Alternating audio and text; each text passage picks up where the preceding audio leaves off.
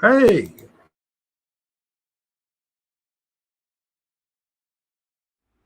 I take thermal, and that's what you're going to see right now. Okay, here the thermal don't have no microphone, so you can catch my raw reaction on MT Paranormal Life's video. It's a raw reaction. I didn't want to play it here. I was going to play it here, but I'm not going to play it here. There's reasons behind that, but you can catch it on his channel.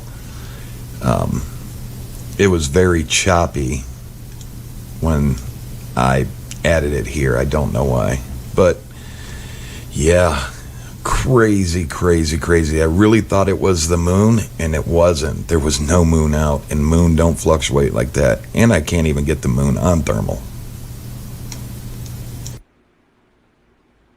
Guys, girls, listen to me. I swear to you, if I have the footage, I just got a portal in the trees, and I pointed up at it because I thought it was just something. MT was under it. Okay, as soon as that did it, the machine, the thermal power is dead.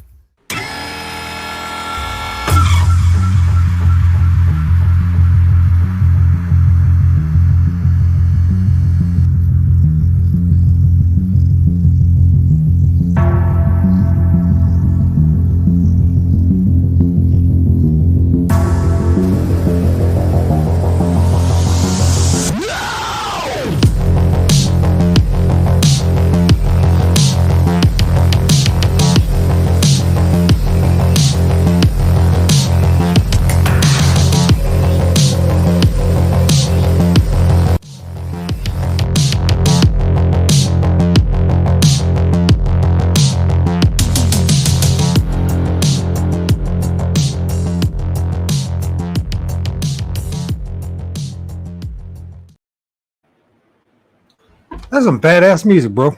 I like that. Yeah, man. Nice choice, man. Well, here I am once again with the man, Mr. Reed. Hey, thank you for having me. Thank you, everyone, for being here tonight. So we're going to go over some stuff. We're going to go over this portal, that's exceptional footage that they filmed. Then just Cuyahoga Valley National Park, the Ohio Forest portal opens. Yeah. And this is the Loosh Farm ORD. You can find me on 2 channels on YouTube and Twitter and on BitChute and where else? Rumble and all that other jazz. So, where else can we find you? Hey, you can find me everywhere. Twitter, YouTube, Facebook, TikTok. TikTok I keep separate, so there's a lot of stuff that don't go on YouTube on TikTok, which is cool. Holy Moses, your people blew up the place, man. Let's see what you guys. Hello, Lori. Hello. Oh, cameraman. Lori, cameraman. I'm keep up with the stuff. Jack, when are you on the camera? You get so close to the tree trunks. We're going to be talking about the tree trunks, I hope, and we're going to be talking about what actually a forest is. I think most people probably will resonate with them. That I was waiting for you to hit the tree. Thank you. Oh yeah, I walk really close because I'm not paying attention sometimes to the camera and not looking forward. And sometimes I'll walk into trees. It's funny. That I cut out. Wish I could see the shadow ones. Too dark to see. Thanks, funny Jack. I thought it was maybe. Hello. We got Lee. Hello from Canada. Hello, Lee. That country's going to hell in a handbasket. Sorry there. Maybe get rid of that that character of yours. That what is it? What do they have? A prime minister up there? Is that what his name is? What do they call that guy's name? I think it's a prime minister, but I don't know who it is. Isn't he supposed to be like the son of a communist dictator or something like that? Oh, God. That I don't know. I can barely keep up with politics in the U.S., let alone Canada. I guess my mind on 26. Hi, Jack. Hi, Jack. Let's trying to catch up with this stuff. Sorry if I'm zimming through it. If I'm zimming through it real fast before we get talking. There you go.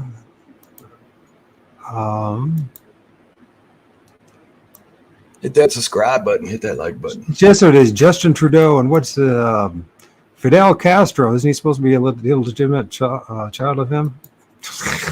That's the groomer. Yeah, it's gonna be a good show. A lot to talk about. I think we're not even close to being caught up. Hey, listen. Hey, what you did? You got yourself a freaking $50, dude. Hey, thank you. Awesome. Good for you, man. Did she have such any kind of LLB, hello. Any request or thing? Aaron, hello. Veronica, thank you. Victoria, thank you. Good old Bob. How's it going, Bob Monroe? That's a good name. Oh, it's Bob Mason. Excuse me. I'm through Bob Monroe. That's for me in a loose firm. I get that from him. Man. There you go. There's Mike. How you doing, Mike? Triple X, hello. Stump Lori, Steve. All right. I'm good. Is there anybody missing here? Yeah. We're just about there. Did I miss somebody? There's Triple X. Where you did Joe, hello. Steve's videos. Oops. Steve. All right. Let's take. I don't know. This is not gonna be one of those shows where I'm not gonna be able to keep up with it. So, anyways, bro. So yeah, this very interesting video. The video was this one right here. Yeah, I suggest everybody watch it. I got a few place markers too. I found a couple things in there. I found a blue orb. There's the rod, the smoke. Descending something and other. There's a portal, a black shadowy thing. This would be something interesting to talk about. It's back on the ground. 1 minute to 1 hour and 24 minutes and 48 seconds, and then there's Eyeshine. Mm-hmm. And there's a couple other things. So it was something that was very eventful. Oh man, I was surprised. I'm telling you, I was shocked. Well, yeah, sort of sounds like you've. So okay, let's go through this. So the video says that it was posted about a month ago, which means that it was filmed prior to a month ago. I noticed that this seems to be. When was this filmed? Was it in June or was it in May or was it April? It was April, May. Because there's, I noticed if you're looking at the trees here that there's not a lot of leaves, mind you. Right. So there wasn't leaves on the trees. But which is interesting that you filmed it in May or April, because it's like, from my experience, for whatever it's worth, that's like the most fruitful time of the year to do any kind of research in my book. Oh, absolutely. Right. Everything's starting to come back, and right before it starts to leaf out too. You know what I mean? Mm-hmm. So tell us about it. Tell us the story here, man, that led up to you this fateful evening. Come on, man. This is like, I mean, how many times does somebody film a portal, period, let alone at night in the woods and the trees? Like I said, I don't know if it's a portal because I don't know what else to call it. But in my head, that's what I think it is when I see it. You know, it wasn't a shooting star or anything like that. So what do you call it?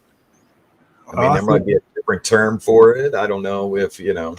what do you think it is? What should I call it? That's where I'm at. Is it a portal? I can tell you the people that I talk to, they won't say anything about it. The people that have higher educations in science, and they don't talk much about it. When they don't say yay or nay. They're just, wow. Well, yeah, well, you know how it goes. I don't blame them. Let's see, where's that? But my research shows me that, I sent you a picture earlier from today. I don't know if you have it, but looks just like what we filmed.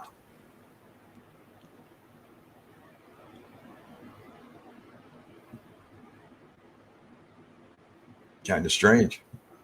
And they call it a portal. And that was from long ago, over 100 years ago. Was that a photograph or was that ours rendering? I can't remember. No, that was a photograph.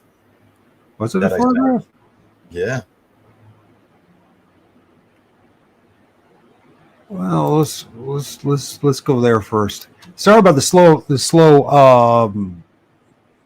It always starts slow, anyways. We'll pick up speed.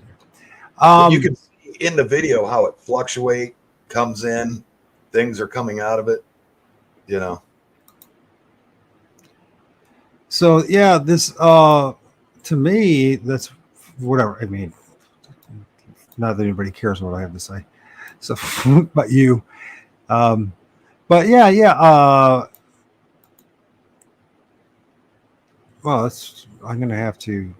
No, I did do that. I copied that already. Sorry, I am discombobulated because I had my son all weekend. I'm going to blame him for it.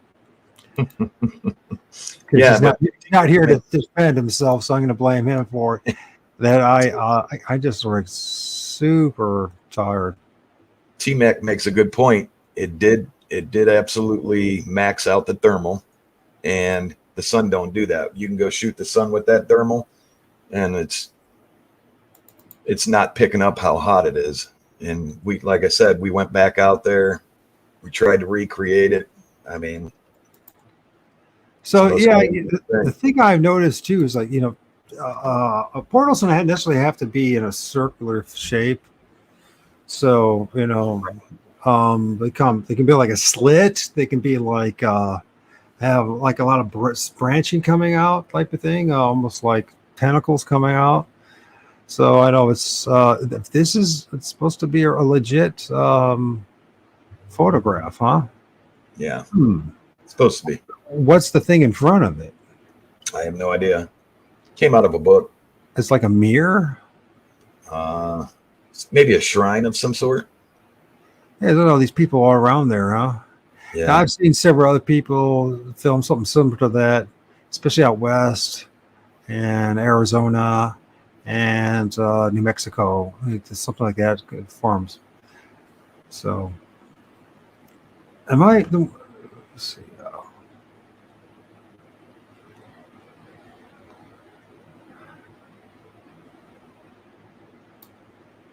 I don't know how to do this with you, Jack, because you have too many followers and too many fans. It gets in the way of the conversation. So, yeah, it's hard sometimes to keep up. There's Alan. But like I said, I call it a portal because I don't know what else to call it. You know what I'm saying? Don't know what else to call it. What would you call it? Yeah, here's the thing that what's exceptional about this is this movement, which is not too many. I know my old friend of Carpenter, who's no longer with us anymore, he filmed something similar to that in the woods. Remember that? Yeah. And in that trail, the ones I've seen or filmed, they've been up in the air.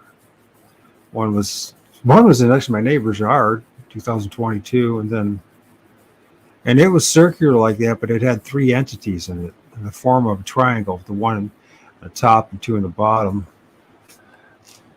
Um,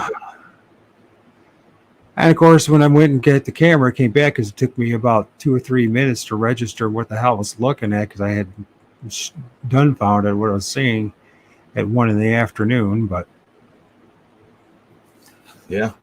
then when I got the camera, I couldn't. It was gone. So just like it does. So yeah, this is very interesting. I'll go back to the video. Look at that. Yeah, and it drained our equipment. It drained battery packs that we weren't even using, cameras that we weren't even using. Well, what's interesting about it is that once again, it was up in the trees when you filmed it. Yeah, and it takes over the tree. So just play it while we're talking about it and look at it. I got this on slow motion, so I slowed it down. So Yeah. it's going to take a while. So let's just take a look at it. So what's this thing over? What's the red stand for? It registers how hot it is. So it's over the max of the machine that picks up. And I think it was over 1,000 something degrees. That's impossible. Yep. We're not feeling the ambient temperature was 64.7 Fahrenheit. Yep.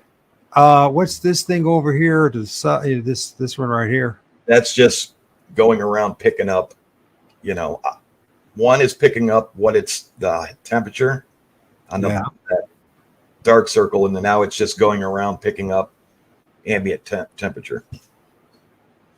And then the E equals 0.95. What's that? I could never figure that out. And then it looks, what's this thermometer thing with an L? What's that? I think that belongs with the E. I don't know what the E stands for. That'd be good to find out. Yeah, let's check this out. So it's over. So this is very interesting. So, and it's black. There's no other colors. It's all black. With that thermal, is it because it was what's it, monochromatic? Is that setting, or was it? Yeah. So what it does is it lightens everything up and picks up the heat in black. So anything that has heat to it, it will show it in black. Okay. I love running it like that at night because it gives you, you could see trees and you can, you know what I'm saying? You can see everything around, and then you'll be able to see a heat signature of whatever. Man, I wish I would have had something like that when I had my first encounter with that Crow Indian medicine man. That would be fascinating to get this, because you remember when I saw it, I always tell people about as it was crawling up the ravine towards me and it got real close to us, like 15 feet. It shimmered like there was electricity or static running through it, right?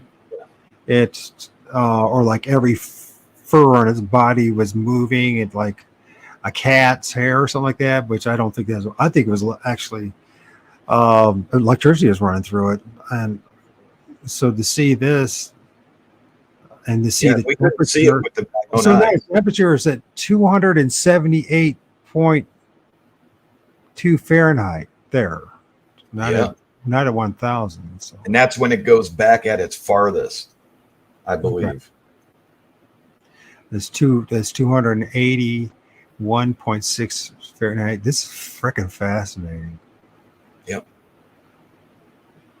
Yeah, and I'm not. Well, it's either a portal or it's one of the many entities that we film, and that many of us theorize that they're emitting an immense amount of energy. That's how they're able to even manifest in the first place. Oh, yeah, I mean that's a lot, over 1,000 degrees. But it's weird because we did not feel no heat. We didn't feel nothing. I didn't see it with my own eyes. But the thing is, with this, is something comes out of it. Yeah, two or three things come out. So either it's birthing something like some kind of wormhole type of thing, or it's actually, well, it's like orbs. I've seen it. People filmed it where orbs discharge other orbs type of thing. Yeah, that's possible, but did you actually see it when you were filming it? Did you know or did you see it with your naked eye? I seen it on the thermal. I couldn't see it with my own eyes. That's interesting. And when I was recording it, I'm like, you know, Mike had his camera running, and I'm like, Mike, holy beep, you know. And then, I mean, I was shocked. You know, so Robert brought up something that's interesting. I don't know where he's going with it, but it's electromagnetic frequencies. Yeah, that would be. That's another thing too. That's a gadget to bring out as a magnet from when you're out in the woods. They'd be interesting to see. Actually, what I'd like to talk about is actually the forest and the creation that we live in, where you have the two anodes, which is the sun, which is the positive charge, the moon was the negative charge, and how it influences the forest, which I want to talk about what a forest actually is, or at least get your take on it, and maybe ask other people as well what they think a forest actually is. Yeah, because I think that'd be quite a very interesting to have a change of perspective of what it is.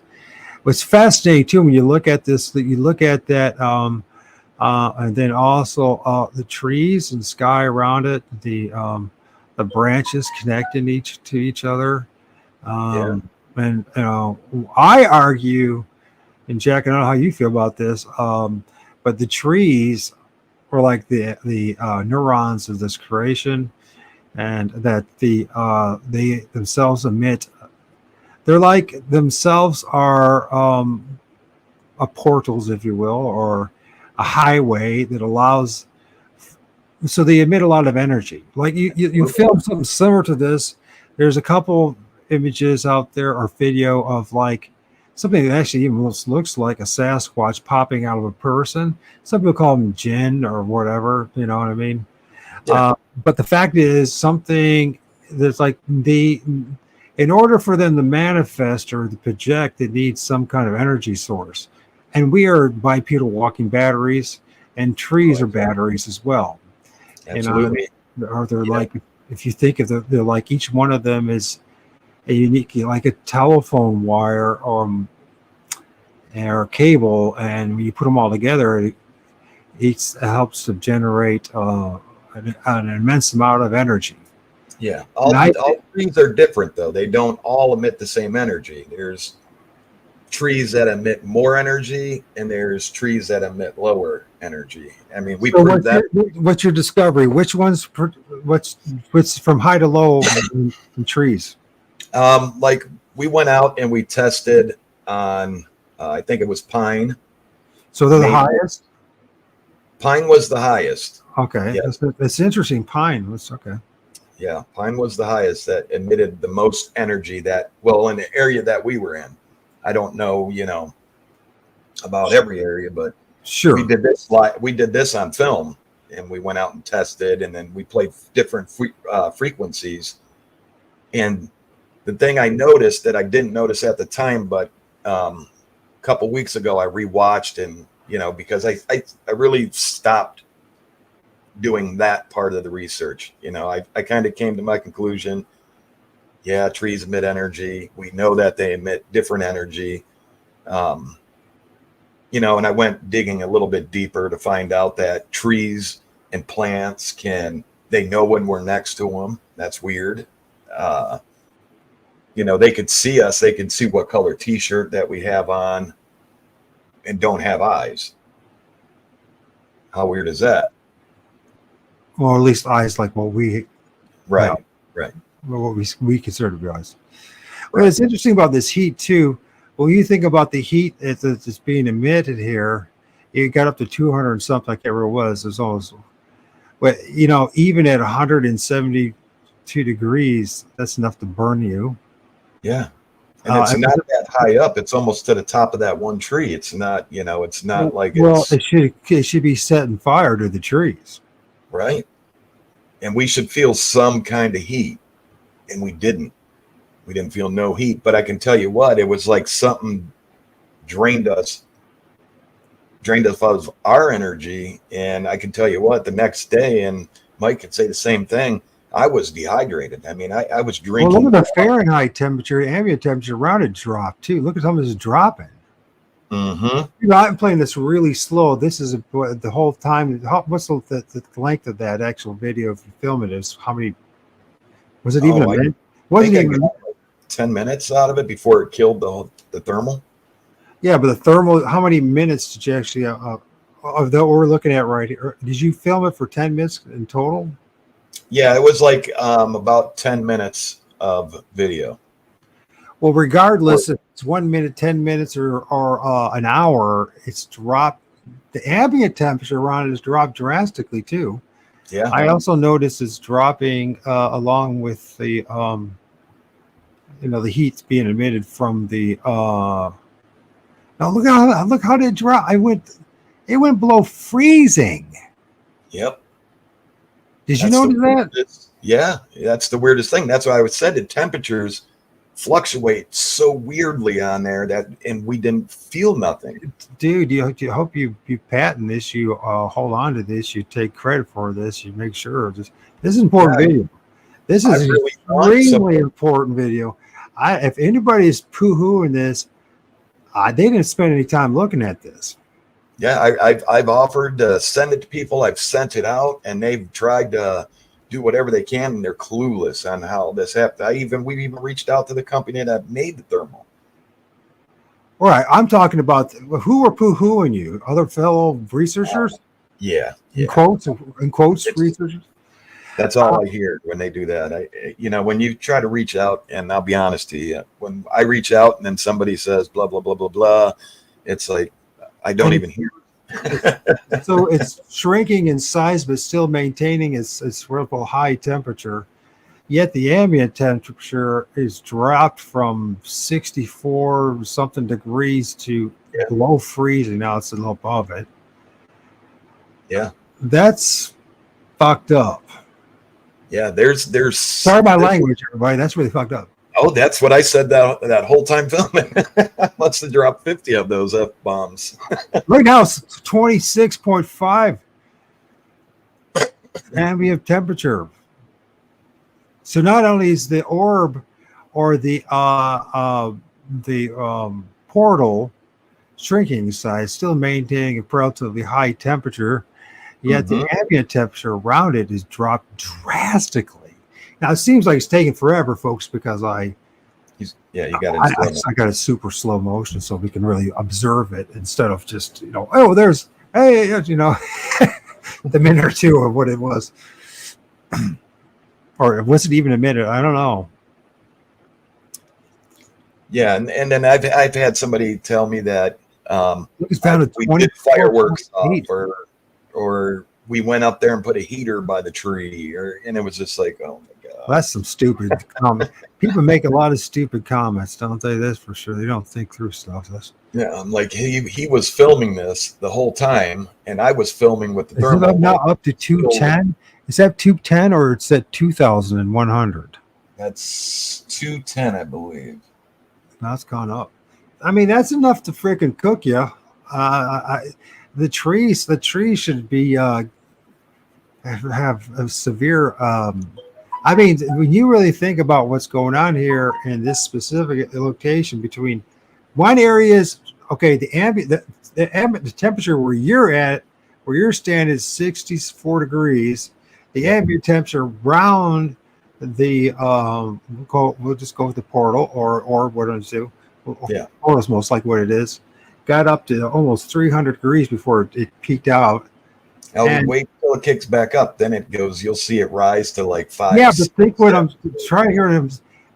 That extreme heat and that extreme cold should cause, in that specific area, snow. Well, extreme damage is what it causes. Right. It should cause extreme damage. I mean, you're going from burning to freezing, the burning to freezing. It's like think about heaving and the thawing, and what happens to the ground, what happens to pavement over winter, right? Right. And to have that right there, and that's what is the experts that you talk to. What do they say? With the professors, the guys with PhDs, what do they say? They just say you got something. Well, yeah, but I'm talking about They say they don't. They say the one said I've never seen a portal before, and I said I'd never seen a portal either. But I said, you know, besides like what people say they see in the media. And he's like, "Oh, I've never seen a portal before, but you have something." Hey, man, look up. Look at me. Here, no, up here. Yeah, here you go. Bam, bam, bam, bam, bro. That's awesome, man. Yeah, it's I would just like more on it. You know, it's scary to think that we are out there and we don't know. When somebody does know, the government knows, somebody knows. Well, aliens exist. They know aliens exist. We're catching these flying saucers flying around space and Earth, and you know, ghosts and all kinds of stuff we're capturing. You know, and now it's okay, but you know, 25 years ago it wasn't okay. Everybody was crazy for seeing a UFO, but now they're not crazy. But you get something like this, you don't know what. Bring that up because UFOs have similar behaviors. So what is a portal and what is a UFO and what is a ghost? And, you know, right. Everyone seems to assume that, oh, look at that. So what's going on here? So you got this is where the dot is. And then there's what's this manifestation right here. So there's two things going on right here. Yep. Yeah, I'm very curious to see if in that area, if there's any like trees that die from in that area. I'm been waiting to see and go back to see it in that area if any of those trees end up dying. I wouldn't be surprised. This is my experience when I've told you that already, right? So yeah, we talked about that before. And it's the things when I've seen what looks like a Sasquatch or a Bigfoot or Ohio grassman popping out of a tree or going through a tree, that tree dies down the road. In fact, you know, the trees in my neighborhood, the number of trees that died in winter is crazy, man. They came in chopping all the branches and just chopping up all dead parts of the tree trees in my neighborhood that I've been filming, like what I call tree spirits, right? And they come in different shapes and sizes. Some look like a Bigfoot, but a lot of them look like human beings or hooded human beings. Oh, that's weird. I didn't see that. But it's the difference of what we're doing, what everyone else is doing. What is it? Besides you going out there in the field, what's the difference? You got the camera pointed up the trees. You want me to break the ice to everybody? What's the difference? Yes, go ahead. You ready? Yeah. You ready? You gonna take notes? I've got it right here, man. I got my pen. Okay. All right. Ohio River. You got Ohio River. You got Lake Erie. You got the Cuyahoga River, right? Uh-huh. What did we talk about before? One flows north, one flows south. Oh, yeah, there you go. Follow that rule. Follow that rule. So the river where I'm at, mine all flow northeast. Yep. Right? North, because I'm in Ohio. Rivers. Now we got a part where we can go to part of Ohio where I'm at. They go north. If we go down 35 minutes, they'll flow south. Keep that in mind, people. So you got this potential macro like vortex. Yep. Instead of macro vortex. Yeah. And I think that has a lot to do with it. And then you look at the Appalachian, you know. I didn't have a chance to really look at this video. I'm sorry if I'm not being a good host ever, but I never am a good host. Fine. I this is what I want. I want people to break this thing down, man. It was filmed that night. We went out there. We did everything that we could. We went out there. You got this going on here, but then you got this manifestation that's in the trees. And you can clearly see that it's connected with the trees. But yet there's another, I don't know when it shows up, but there's then a dot that comes out. And it's another one that comes out towards the trees that way. Mm-hmm. But I slowed this down probably, you know, I'm sorry if it's too tedious. I could speed it up if you want. No, I mean, it needs to be broken down. And prior to this, look at all of a sudden it went to, okay, it's jumping up now. Yep. There's 260 degrees. It's still, but look at this is what is boiling temperature? I can't remember. I think 180. 180. So it's now it's over. It's over. Yet it's impossible. 23 degrees. It can't happen, dude. Right, 23 degrees. Seriously, that goes against all physics. I want to talk. You need to talk to a physicist and say, how is it possible that you can have,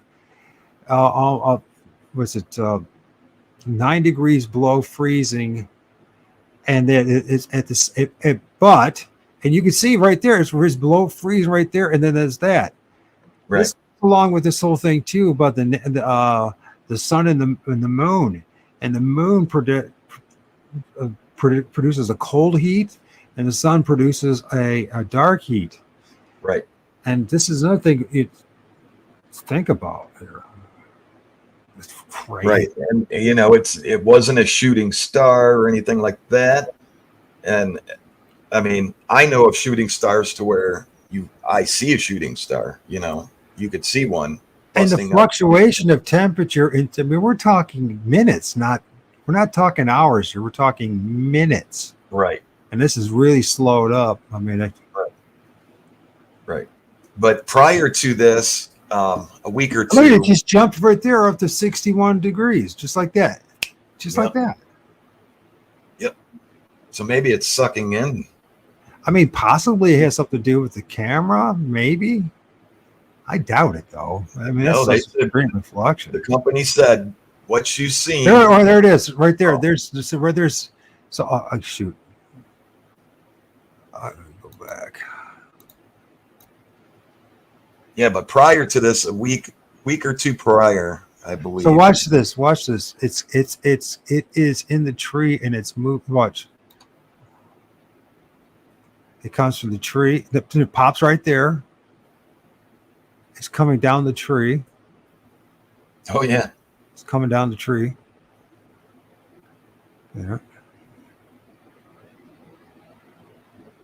Based on the size of it, not that it's not massive, but it's not small.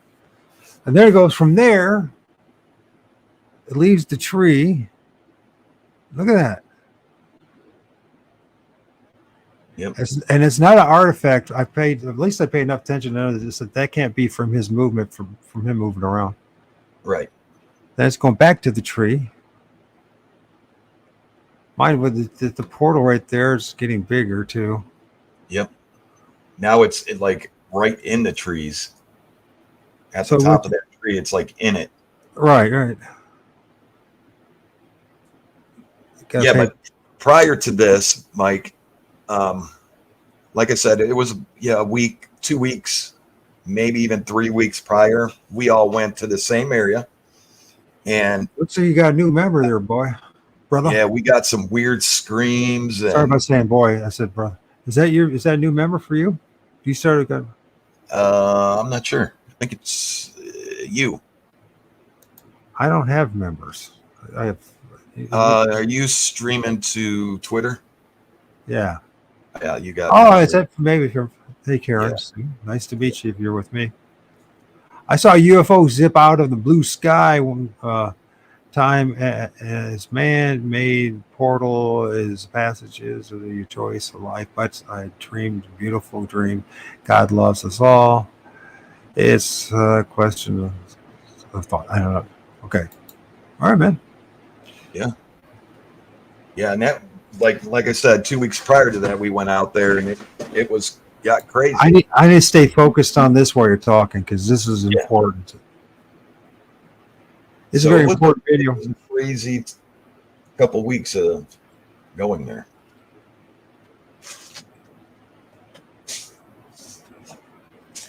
I want to see if I can still find that one thing that went into the trees. Yeah, sorry, my cat knocked over all my stuff. That's what my son does.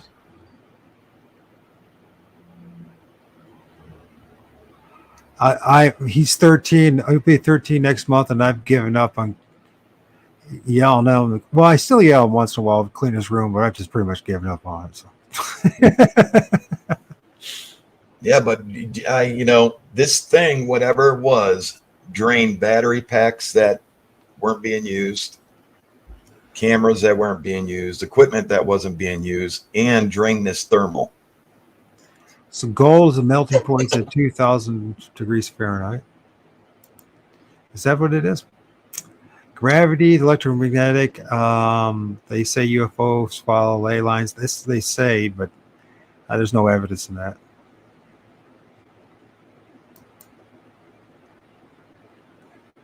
Yeah, I think it's a lot of this.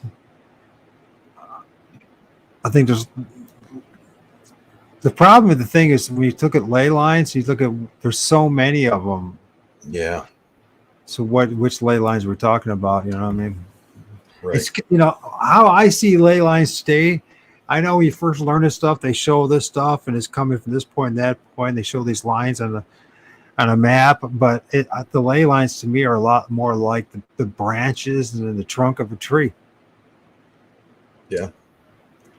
They actually are more like how the course of a river or stream runs. Right. Just like everything else in nature, nothing's straight. So Nothing at all. not a thing. There's nothing. The only thing that's straight is man-made.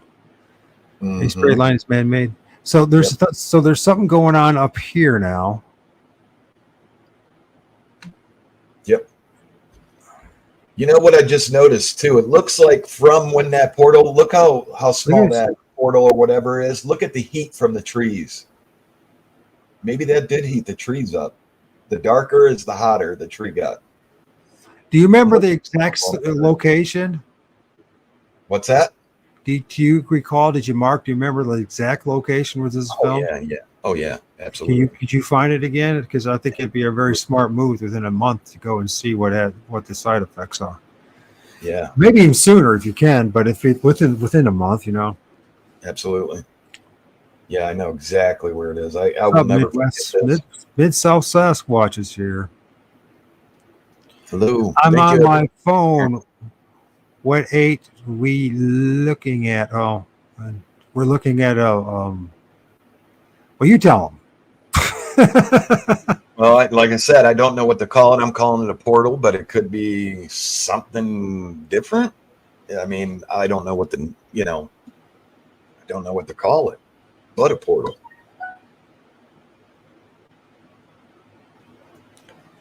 I know one thing: it got extremely hot and extremely cold in the very same spot, or adjacent to each other. Yeah. What we're calling a portal got up to. Well, what was the peaking point on this? Was it 300 degrees? Is that what it is? Or close to it? How hot this will register? Yeah, before it peaks. Right there when it's over. Like 1,100 degrees. Well, how much? 1,100 degrees. So how does it go from 200 something to 1,000 degrees just like that? And how does it go from 64 degrees to below freezing adjacent to it? You'll see it. You'll see it once it gets bigger. You're gonna. Trust me. I asked the company, and they're like, "You're seeing what you saw. What you saw." So what would happen if you had extreme heat and extreme cold together? How would that affect the environment? It would create. What's that? I would think it would start snowing or something. How about if creating a vortex? There you go. And what is a wormhole or a portal, anyways? Right. There's some Maybe kind that's what caused it. The high heat and the high, how cold it was. What are we at now? We're at 50, 69, 64. No, it's 54 degrees when it's over. It's over and it's staying over, and it's now expanded, which is interesting about this thing that we're calling a portal. And then there was something right there, and then it's no longer there. Is that it's expanding and contracting. Yeah, expanding and contracting. And there's that thing. Did I double this up? Is that what I did? No. Is that the same thing? Let's see if that's the same thing again. So it's moving. I don't recall it moving like that before. The portal's really awesome, but I'm looking at this thing right here. Because there's an association with it, right? Right. Is it coming It's out? going through the trees. Is it coming out of the portal? Is it? Man. Is the portal or this? It could be plasma. Is the portal made out of plasma? Ether is made out of plasma. Plasma is all around us.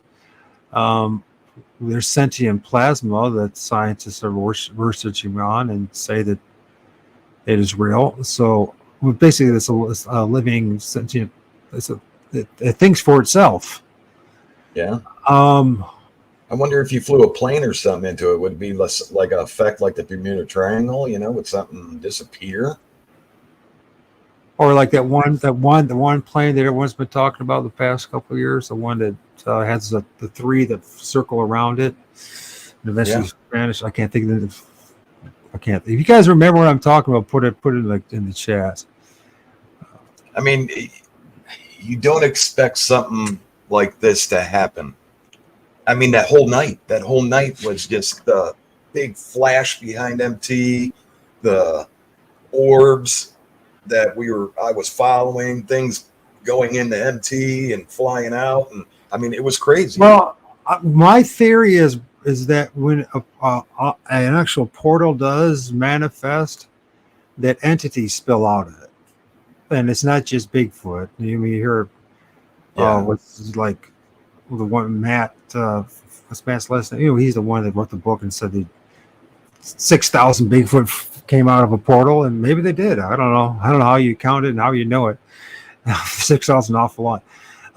But what I've seen is from I filmed is what I believe is a portal, is that things that look like Bigfoot and look like human beings and hooded people and all sorts of things spilled out of it. Right. Very ethereal and very spirit-like, very ghost-like in nature. Right. And that, like I said, this whole video, if you haven't seen it yet, please go watch it. I think the world needs to see this. And are you talking about the video that you posted in there, or is there a separate one? No, this is I mean, this footage right here is separate, but watch that whole night. I was like flipping out. Oh, if you got the time, we're gonna be breaking something down. I got at least. Yeah, I couldn't explain that. I got at least 1, 2, 3, 4, 5, 6, 7, 8, 9, 10, 11, 12, 13, 14, 15 highlights that I found of things. Awesome. Yeah, awesome. I don't know practically we can do that, but one thing I'd like to go over is how did the smoke show up?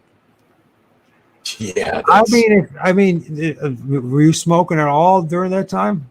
No, MT wasn't smoking any, his pipe or anything. I know when I film, I try to become very conscious, but not smoking because it doesn't. Right. You know.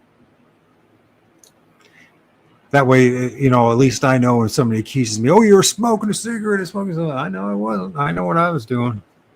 Yep. And anyways, we don't get paid for this crap. So if one people treat us like crap, then right, picking up pound sand that's how I see it. Right. My thing is, why go out and fake it? You get to see it. Why? I mean, what do we get out of it? You might make some money, but it's not enough money to freaking.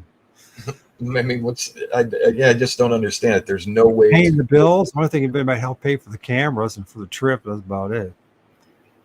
Most of us, like I said, me and MT were sick.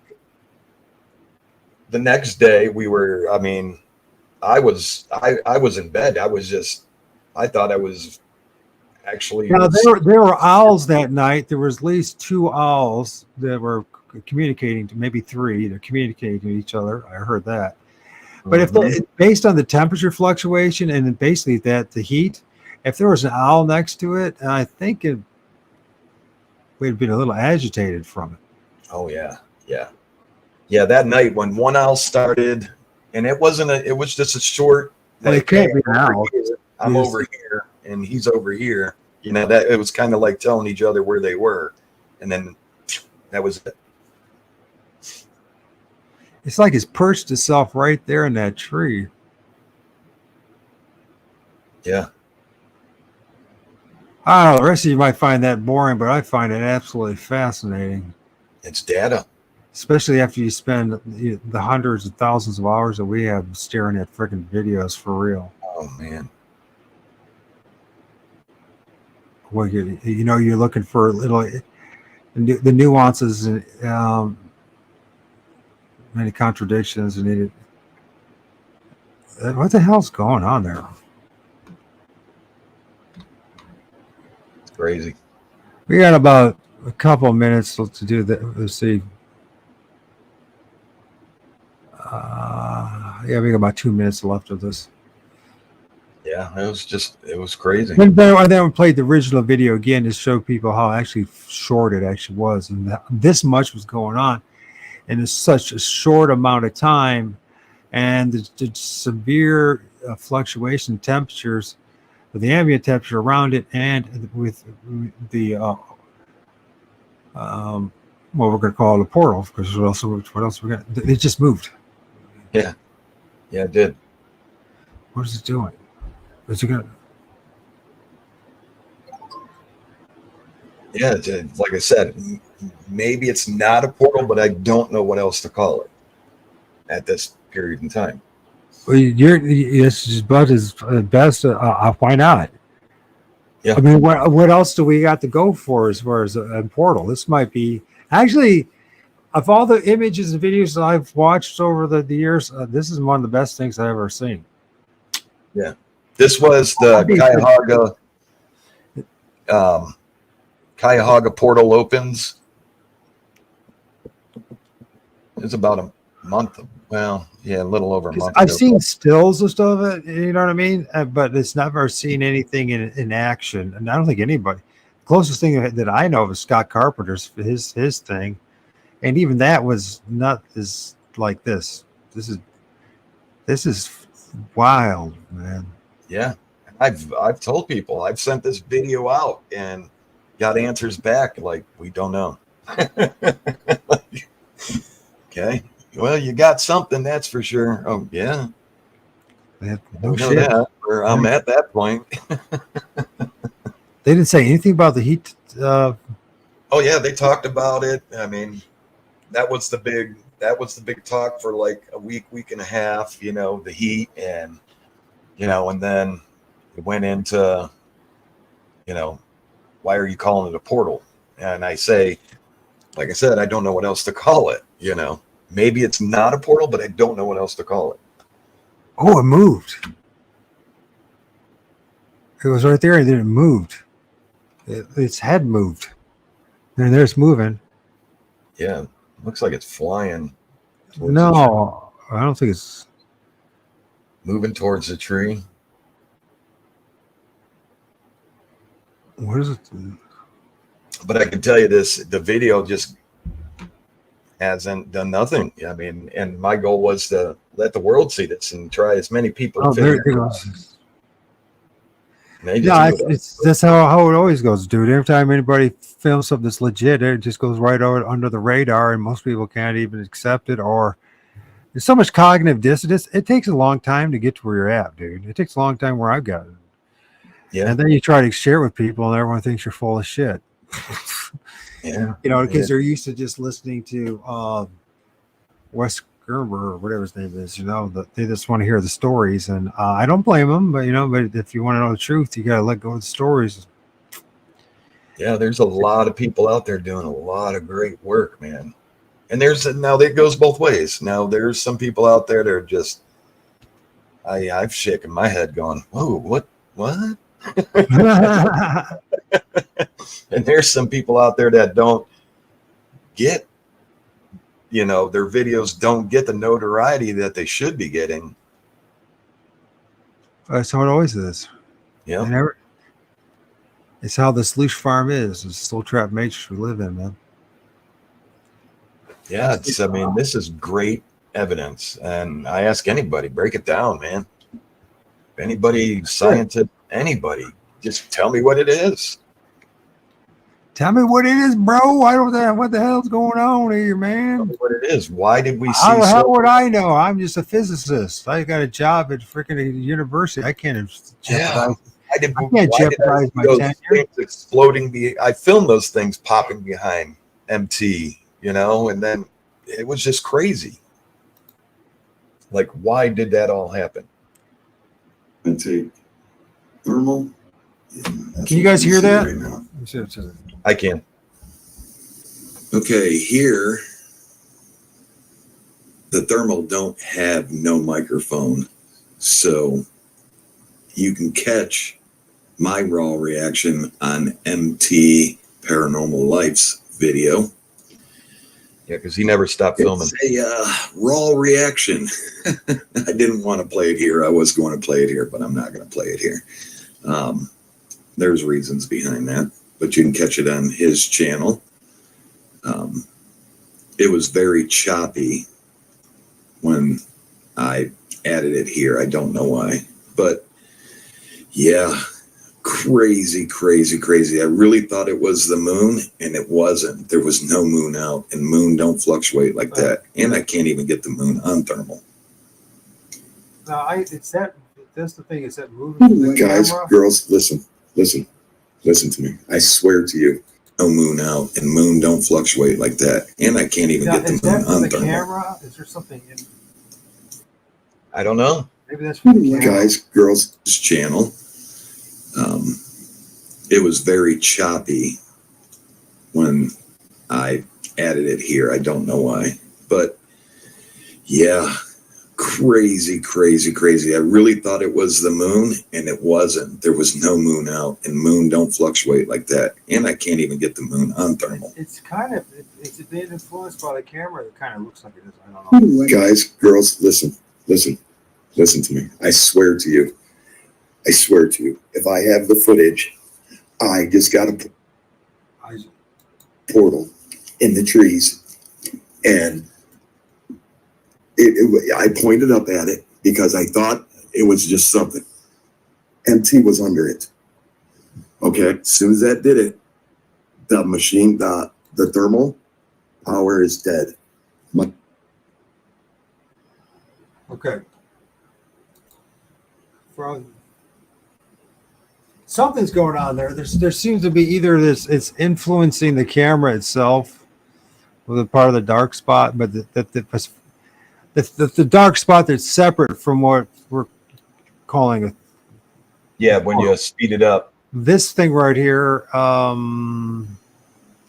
either that's an artifact from the camera,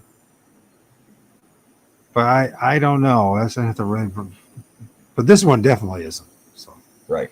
And I don't know how it can be. You can go from over. I mean, your melting point, most material to an extreme freezing. Yeah, and that, like I said, that goes up to like 1,100,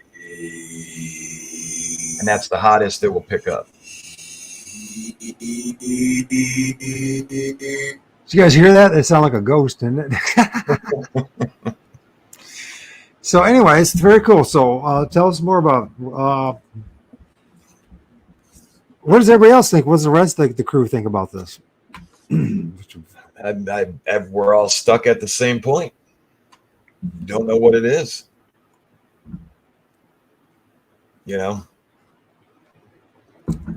Well, either it is an orb or is a portal. Right. So, two things are possible things it could be, right? Right. I mean, there's a lot of things that I've wrote down, all the things that, like standing by it, felt no heat, didn't feel any temperature. Yeah, it did drain equipment. Yeah, we both felt dehydrated and, sick afterwards. For days for me. I believe it was the same for MT, to the point where MT put his feet in the water, just to cleanse, to get Mother Earth back in and get some energy. But you said you were sick. What kind of sick? What kind of the symptoms? I felt dehydrated. Well, how long were you sick for? You said. Oh, probably for about 3 to 4 days. Possible radiation poisoning, some level. Oh man, yes. Could have been. Not marking it out. Okay, so did you piss blood? No, Okay. nope. If It this was sounds, really if this sounds strange to you guys, I've done that. So yeah, it was really dark though. I've, You could tell that we were both dehydrated. I mean, I have pissed blood while doing research out in the field, so oh, and having the counter, so and that's a wow. sign. Some say it's a possible sign of radiation poisoning. Yeah, got to be careful out there. Yeah, I think that So- we picked up something from the forest, and we're all sick again. Well, not all of us, but that's the thing. Going out there into these areas that people don't, humans don't have interaction daily, yearly, monthly, however you want to put it. We're going into these areas and picking up stuff that we don't know. I swear to God to you, I seen a mushroom bigger than me. It's interesting, mushrooms. Yeah, a mushroom that was bigger than me. I believe I have it on picture too. I'll have to post it. I'll have to find it. Oh, we're gonna stop this for a second because we're gonna go out there and we're gonna check out this light. I think I want to talk about this for real fast, if you don't mind. And it's some crappy artwork that I did.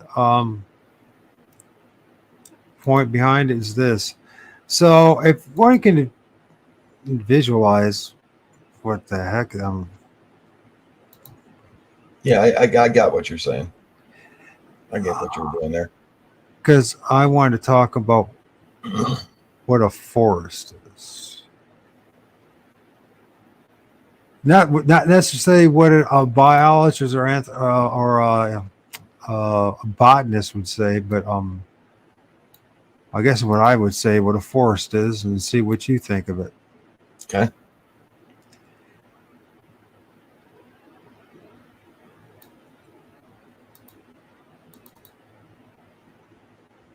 Okay.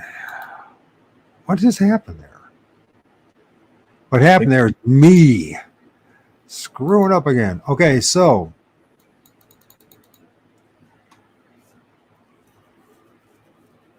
first thing, we got the sun and the moon, and there are the two anodes in this creation. The sun is the positive charge, and the moon is the negative charge. The sun produces heat, positive heat. Believe it or not, the moon creates negative heat. So what happens when the sun, when you are outside when there's a full moon, and say you'll be a temperature drop. But if you're like, say, in shade under a tree or in a porch, the temperature won't drop. But once you're out and being exposed to that, it drops the temperature. And you'll feel it, and it'll be red. So I want to look at this. When you look at this chaotic mess, what do you see? I'm asking you, bro. What do you see there? I see a information highway underneath. And, well, do you want me to go in depth with it, or? Yeah, I mean, it's chaotic mess, but what is it? I mean, Okay, underneath is energy, and that's how the trees communicate, and what gives off, like information to each other. Like, say if I go over and hug the tree to the far right, the left tree on the far left is going to know what's happening to that tree, what I'm doing to that tree. That's right. So if you were to whack the side of that tree, of say this one, for whatever reason, or you jump on it or lean on it, it would resonate through all these trees. Right. And that's what we tried to explain with coming in with, a clear mind, clear thoughts, because Hey, Claire. they will pick that up. Just like we talked about earlier about the plants, knowing what kind of t-shirts we wear. Look it up. It's not a lie. Without having eyes. We also will possibly, this is strange as this sounds, affect the water and the soil under it. And maybe more importantly, is the atmosphere, the ether around it, our air. And of course, you know, if the proper drawing, if the schematics would do more and more and more, when we walk from one point to another point, we're walking through a sea of not only oxygen, other chemicals, but water. Right. And water itself it can transmit energy, electricity, right? Absolutely. You can get electrocuted if you're in the water, right? Right. Here's a question for all you guys. Okay, first of all, if there's an electrical storm, is it safe to stand near or under a tree? Now, the basic thing, the question, most people say no. Now, how about in a forest? Is it safe to be in a forest during an electrical storm? I would be there. You still have potential. If I had nowhere else to go, I would be going. Yeah, I'd go into that forest. So, or so the lower like trees, the lower coverage. So if the bigger the tree, the further you want to avoid it. It's because it's like a giant conductor of electricity and energy. Right. Right. And that's because that underneath those looks like veins. Those are pulsating energy. Those are emitting energy. Right. And so when you walk into a forest and they're all connected, I argue, you tell me what you think. Hey, Sharon. Did I miss that or did somebody say that? Hello. Hello to everyone that came in. Sorry I didn't see us. So tonight. Yeah, man. So when okay, when you look at a forest from the outside, what do you think? What do you think, Jack? What do you see when you see it? What comes to mind? Tell me, you picture and visualize. It depends how big it is. So is it a group of separate trees, or is that how you see it? Individual trees type of thing? For me, to be able to call it a forest depends on how big it is. How big? Well, how about just a lot of trees? We'll say it's just a grove or less than an acre. We'll start with that. Would I call it a forest? Yeah, what would you call that? Or how do you visualize it? That's a better way to ask it. No, I don't think I'd call just an acre of. I would call it woods. I would say it's mixture of trees. Right. But you know, the thing is, like, each tree reproduces itself over and over and over again, doesn't it? All right. Yeah.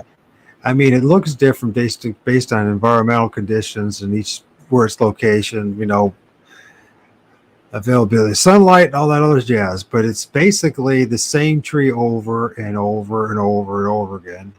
And it's all connected. Now, there's different trees, obviously, from silver maple to oak to blah, blah, blah. Right. But let's just say, and so this is, it's kind of like people have heard of like funguses or mushrooms, the giant mushrooms that some funguses are like for what? Miles and miles and miles, and say it's one single entity, one, right? I argue that a woods is the same thing, but just in macro scale. And I know that botanists won't talk to this way, but there's a point to bring this up. So the roots are interacting with each other. In a forest, the branches are interacting with each other. Right. The leaves are interacting with each other, creating something called a static charge and static electricity. Absolutely. They're feeding me. Even when they drop their leaves, I mean, I believe they drop their leaves because they save water towards winter, you know, so they drop their leaves. But in actuality, when they do that, they're actually, one tree is feeding the next tree. It doesn't have to be, it could be an oak dropping its leaves to feed the pine tree. The pine tree's dropping its bristles to feed the oak tree. You know, everything's balanced in a forest. So like we have this tree, and is that even can be, maybe we should use orange. Is that be noticeable? Orange? Probably not. So what color is, oh, white probably the best one. Shoot, I got a point here. It's Professor Adams time. So we have this and this. There's energy going up from the ground through the tree, and there's also energy going down through the tree. Each tree is like, for instance, like a vortex with a vortex. So you have like this. Yep. And there's energy going through, energy going through, energy going through, energy going through, energy going through, energy going through. And that's going back down. But then there's energy here, and it's got energy going through, and energy going through, and energy going through, and energy going through, and energy going through, and energy going through. And then on top of it, you got energy going from one tree to the next tree. There's a point in all this.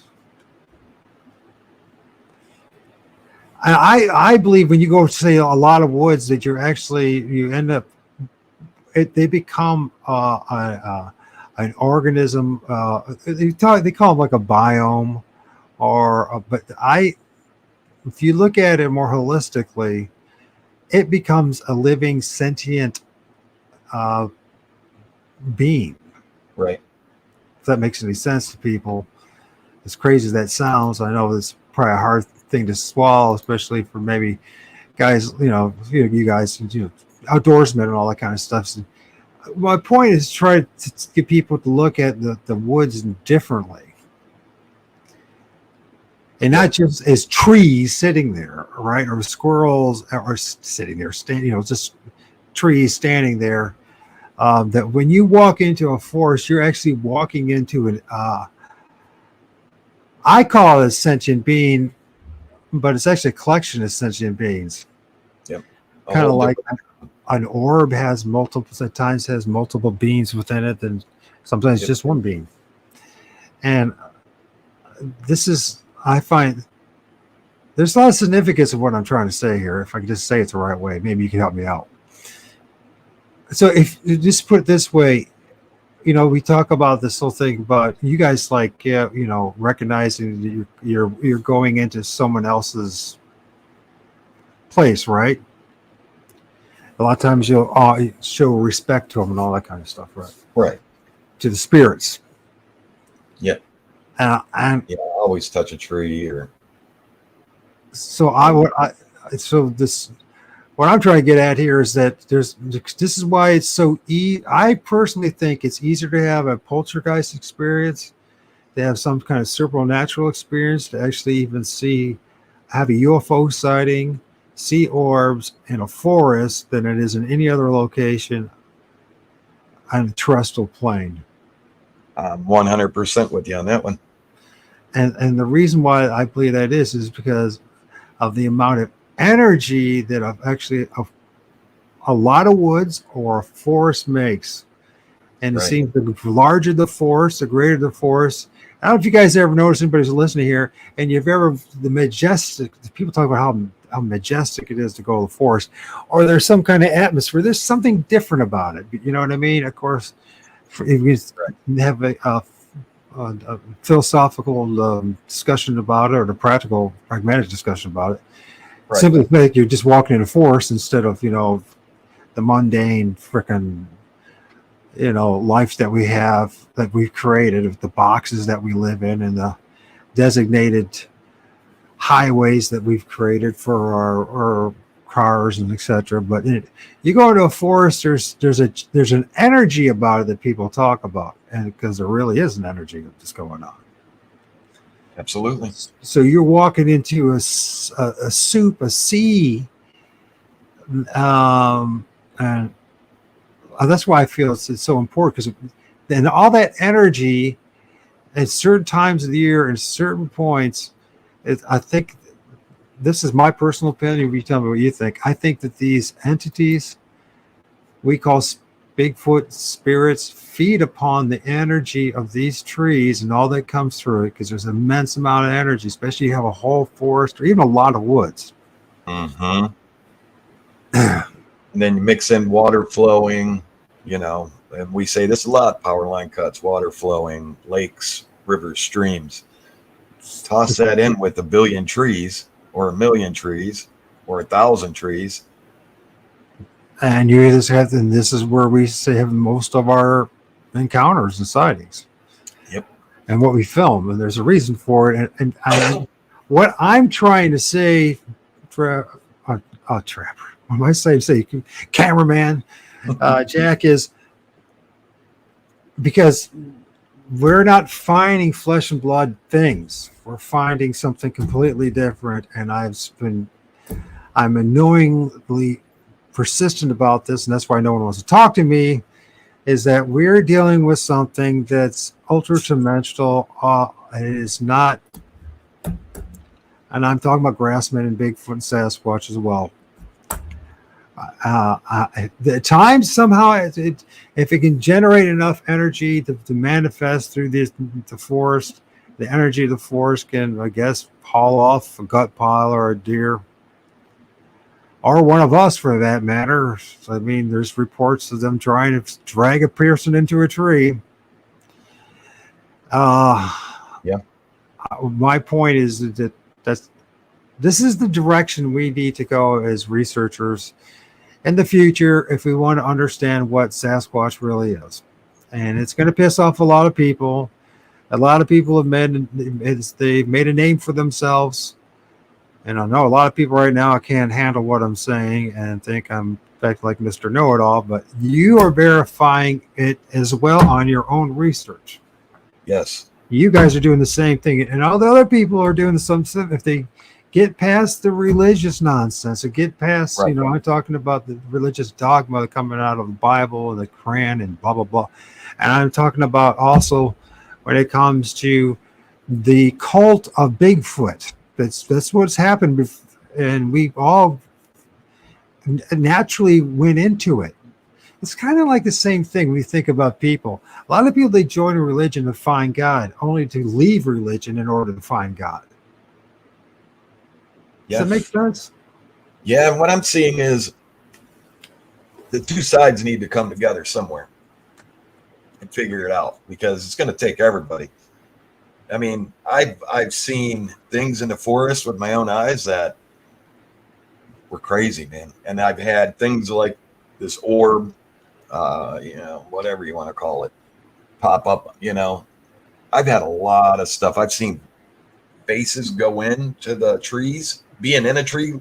I don't know if you've seen that video. I had the heat camera there, face in the tree, in this big tree, and it's coming close to me. And when I'd take my hand and go to touch it, touch the tree, this face would back up. No, is this not the same one that happened 2 years ago or last summer? What happened? It happened to me twice. So there's 2 videos with that in it. Did it happen this year as well? No, not this year. Oh, okay. All right. Not this year. No, people know, if they watch the whole video, they'll know where it is and know what I'm talking about. I remember us talking about it. I can't remember. You showed it on one of your videos with me and Mike when me and Mike were on. Okay, sorry about that. I have so much on my mind. Oh yeah, some of these hunts I'll start. I don't expect you to remember anything I've done, to be honest with you. So, but that's what changed me to go, okay, there's something more. There's something bigger. Something wants us to know what's out there. But how does it manifest itself? And I know a lot of people want to say it's cloaking, and I'm guessing at some level it is, but I think that I think they're manifesting. I think they're materializing. Yeah. And I mean, whatever you want to call it. It seems like they have to use the energy of the force to have it happen. Right. 100%. And of course, there's also the connection to because this creation, you got the underworld, you got the middle world. So this is the underworld right here, folks. Where the root system and the water table is and the ground, and then the middle world is the trunks, and the upper world is the branches and all that, and then the atmosphere leading up to the upper heavens and stuff like that, and leading up to It seems that the sun and the moon aren't as far as people think it is. But anyways, that's another story. Yep. But it's like we're living in a giant battery. And there's another thing that looks a lot like this. That's why I call it the nervous system, because our own nervous system and the neurons look just like this and behave just like this. Yep. So as above, so below. As a macro, so the micro. We are just a manifestation of reflection of the creation as it is anyways. Now let's go back earlier here, keep this picture here. But what I said was how all the trees had different energy. Sure, absolutely. Different from the pine, different from the oak, different from the maple. When we tested them, all had different energy. What got me was the higher I went on a tree, the tree was losing energy. The lower I got on the tree, closest to the ground, it was kind of almost, it wasn't at its highest point there, which you would think it would be. It was only to about chest high, neck high, face high area that when we tested it, it showed the most power. But the higher we went up the tree, that's very interesting. Yeah. Which makes sense. It makes sense too if you think of the tree as like the vortex, and that get that crappy drawing of mine, and then so you've got all this energy flowing, all energy is flowing into the trunk. So it makes sense. Yeah. And that was on every single tree, around the same height. You go any higher and lose it. Go down, it'd be steady, but at its highest power point was right in this area, top of my head. So then we're looking at the portal that's up high in the tree, right? And so I would argue that it would have to. I mean, just think about the amount of energy that it had to use to manifest to be such extreme heat and extreme cold all next to each other. I mean, we're not talking, feet. So what we are, we're just talking maximum feet away. It's more like it looks like inches away from each other. I mean, there's the perimeter of the where the vortex or the wormhole or the portal is. The outside edge of it is cold, below almost freezing.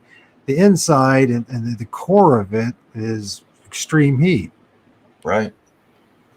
Yeah. I mean, there's a lot of stuff like that. You want answers, you got to dig, man. You got to dig, because no one's going to just come tell us. Go ahead. I was going to say there's that opportunity though when you I don't know, because it was black. I don't know how to. Well, we'll just call this is the orb. So it's like right here. Mm-hmm. So it's using the energy from the forest of all the trees, and then there's the atmosphere and the ether to just manifest. But it's open up to do whatever it was going to do, which apparently, just like what I had happen the one time that I filmed unknowingly a portal that entity spilled out of it, and I started filming multiple things in that area. There were not, right. It wasn't just Bigfoot, right? And you guys filmed that night. Eyeshine, you filmed orbs, you filmed rods, you filmed probably some kind of ectomist. That smoke. If you guys weren't smoking and there was no steam coming off the ground for whatever reason, or then it had to be the closest thing that I could think would be an ectomist. Yeah, and it was just hovering. It was like looking at him, like checking him out. And I went like this, and you could see it take off. I filmed it taking off. That's a crazy thing. But another thing about that, when you're saying that it was drawing power from the trees and stuff, I knew this, and like I said, all of our equipment got drained.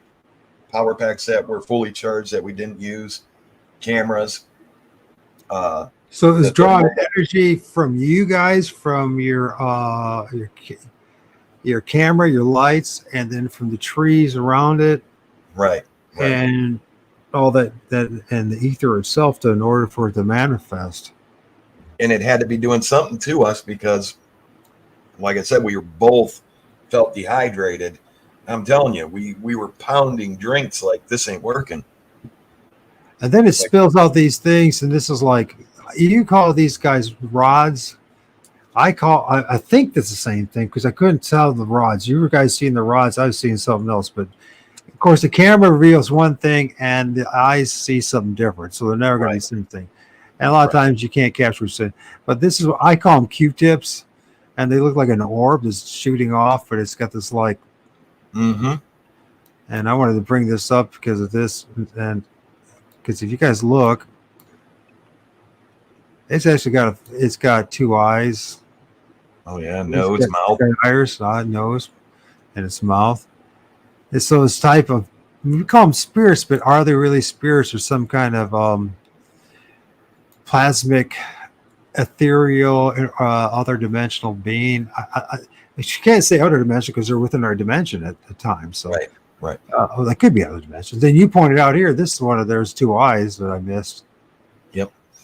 Yeah, and what's the breaking point between the dimensions? Like, how close is it to us? You know, like, is it like you're taking a piece of bread and a piece of bread, one that was, cut, and a loaf, but one ahead, and there's one, the next one up, getting ready to be eaten. You put them together and they look like the same. But what if you moved it just a little bit? You know what I'm saying? Do you get what I'm saying? Maybe not. I don't know how to. Yeah, I think that this is where this shape-shifting thing comes into play too. Is like there could be, how's it one moment the thing looks just like a Sasquatch, and the next moment looks like a dogman, and the next minute it looks like a human being, and the next minute it's like an orb, and all that kind of stuff. So right, even these flesh and blood creatures are going somewhere. They're disappearing somewhere. Yeah. So is it? My thought is, can they manifest themselves to be a full blood, flesh and blood creature, and then unmanifest themselves to dissipate? Or be nothing. It'd be nothing more than like what we might consider like a molecule or a point of energy that would, because UFOs do it. Yeah, and the orb whisperer from Australia, he's the one that brought it up. He says he strongly felt that the orbs are coming from the trees. They're coming out of the trees. I 100% agree. So that means they live in the trees. Right. Or at least they travel through the trees.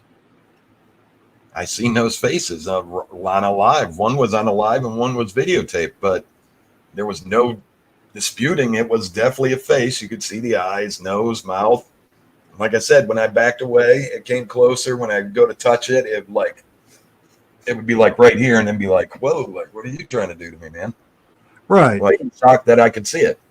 And it's, and I know this sounds like woo shit because I'm not into the woo shit. I'm into this figuring this out. I don't give a crap what anybody. I don't really care at all. All I want to know is the truth. I don't care if it makes me. At this point, everything I've gone through, I could care less than anybody likes me over it. The fact that I just want to know the truth, and so then we have this times, and we need to. I need to take a break, but if you want to keep this going, I'd like to do at least another hour. But I need to take like a cigarette break and piss and all that. So if you want to take a 5-minute break, but I would like to talk about the black shadowy being that you guys filmed right after the. This is important. This will tie into. I think that there's a connection with the portal that showed up, and then there's a dark shadowy being or some kind of object that showed up. Just sitting there looking at us. Right. And I don't know if we'll be able to do it justice, but we should talk about it. And then absolutely. And then there's the Eyeshine that shows up afterwards. And then yeah, I mean, there's so many things to talk about. There's the blue orb. I don't know if we can see what happens here if we get there. pop behind MT that I seen, that like explosion. That was crazy. Crazy enough yeah, that we that got one too. I got film. that one too. Yeah. Which one was Yeah. that? The Flash? Is that what it is? And Yeah. It was like a firework going off, like a silent firework. Just so it's all calm. It's. I think it's. You guys had a special moment, and I think I'd like to talk more if you got the time, and you can. yeah, And yeah. you guys can handle me. In the Yeah, man. meantime, I guess I'll play some music and 5 minutes. yeah, give me 5 to 10 minutes the max. I just want to. I need to stretch, and I'm an old man. I need to take a pee. All right. See you in 5. Again, thank you everyone for being here tonight. I know this seems kind of long, and it just seems like we're just talking about nothing, but we are. We need to be out talking. I don't think we're talking about nothing. I think we're talking about absolute what's going on and the closest next step to understanding what we're dealing with. You know what I mean? Right. So because that's the only way we're going to understand what's happening is help. And I'm telling you, I ask for help a lot. I am shooting emails out. This is 24/7 for me, man. I get yelled at like, it's 3 o'clock in the morning. You got to be up at 6. Like, oh yeah. Oh, all right. I mean, I could flip this camera over and show you all this paperwork right here. So this is Georgianne. Thank you. I appreciate the compliment. I don't get too many of them, so thank you. We see what kind of music we should play here. Heavy. You mind? Do you like what kind of music you like? I'm just I like old country and the old like Leonard Skinner and old rock and roll. Oh, I don't have any of that. How about I don't think I have any of that.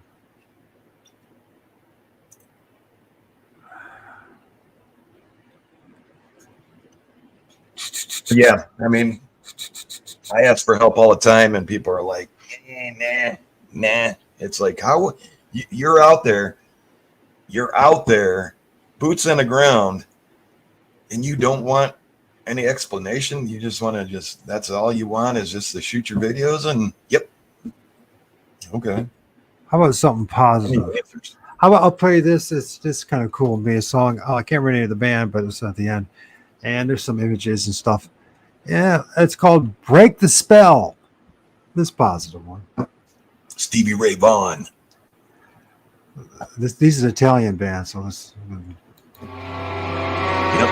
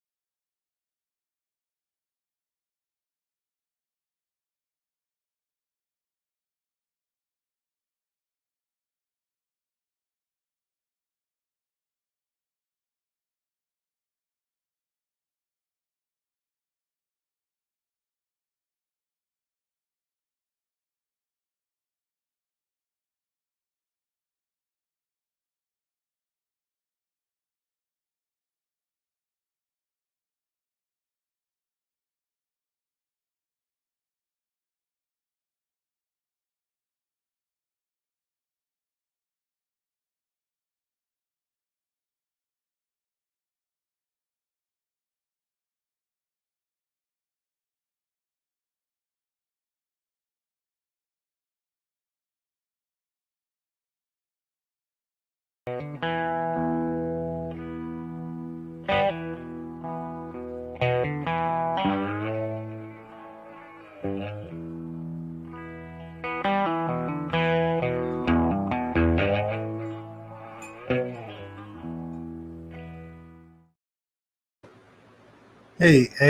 give me a couple minutes. There's something in my neighbor's tree. Russ, I'm going to take a picture of it real fast. Is it okay? All right.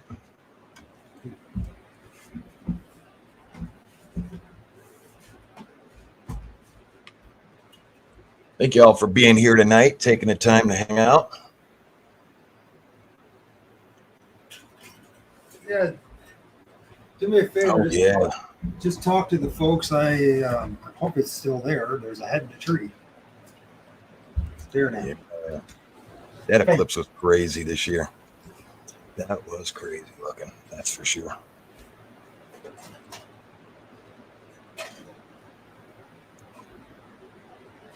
Yeah, the veil lifted. I think people would be freaked out.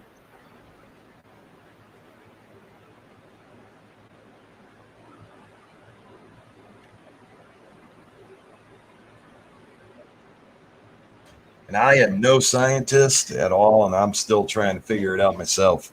It's I liked science growing up, but I was more of an animal person. Always watching Animal Planet and stuff like that. Science was cool, but I really, I always thought to myself, well, I'm not going to space, so chances of me ever going to space is going to be never. So why do I care really about space? But I should have really paid attention. That's for sure. But trying to figure it out and having people around us that can help and, check areas for us. And it's great. Hello, Heather.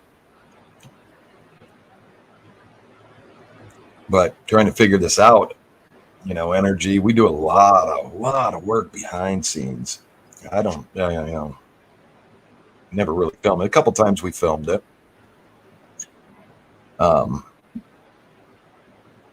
us checking the energy in the trees and, doing different things. Working with vibrations and sound waves and even going to playing music. I have a little experiment going. I got some plants growing, and some of them, besides watering, I'm having no interaction with. And the ones I got next to it, not next to it. I got another set of plants around the other side of my backyard. I got growing. Same time, put them in, I water them and interact with them. I'll just grab their leaves, rub it, play some music for them, take my fingers, move them around, and seeing how quicker they're growing. And it's kind of weird because the one that I have a lot of interaction with is growing a lot. The one that just sits outside and just gets watered, it's green. It's just not growing as good as the one that I'm interacting with. So, a little experiment.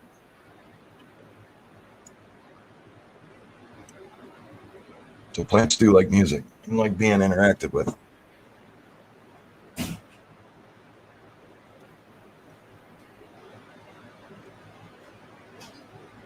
So going out and touching trees and giving off good vibes is a good thing. I think it works in our favor. I believe it works in everybody's favor, not just ours. Sorry about that. No, you're fine. I might be able to share it, you guys, what I filmed. Big old head. Big old head as usual, bro. No, I never tried a tuning fork. You've got dowsing rod, you mean?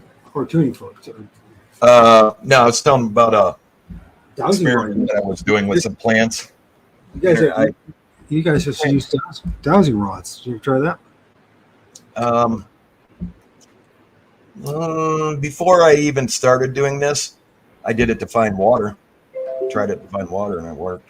I wonder if that would help you find an energetic location.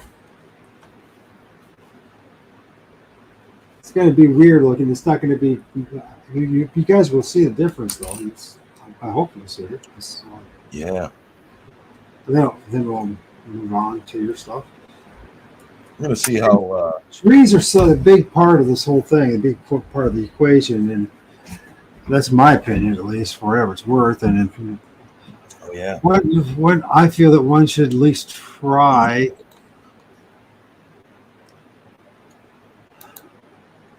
Yeah, to even, the trees, and like I say, the more natural energy you can find in a place, when you go tap into that area, you're going to have stuff happen. And a lot of people write it off. Now, I've taken Bob out, and just for an experiment for myself, there was activity going on and seeing what he, if he would be looking in that area, and there was a lot that he just written off, like, I just thought that was something different. So this is cross street. It's not perfect. I don't have the right camera for this situation because of the dark. It's not enough light, but you can see this, the tree, and you can see it lit up. You can see the face. Mm-hmm. There's an eye right here, an eye right here.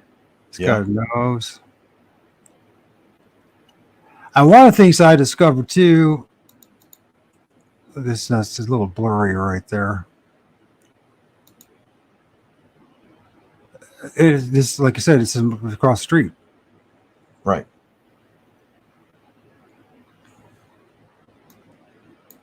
This car's zipping by. Oh man. Oh, it looks So like you a can see, you can see the difference. There's a tree, right? And also that's right there, right? Mm-hmm. Did you guys see it? Does everybody else see that? Or am I just? I see it. Looks like two eyes down below it. Something going on down below. Whatever it is, there's something manifesting in that tree. So, and that's just another example of, and I would argue that the reason why that is even happening is because you and I are talking about it. So we were talking about this, and so it decided to manifest. Something decided to manifest for me to say, "Hey, yeah, we're here." Happy to see you.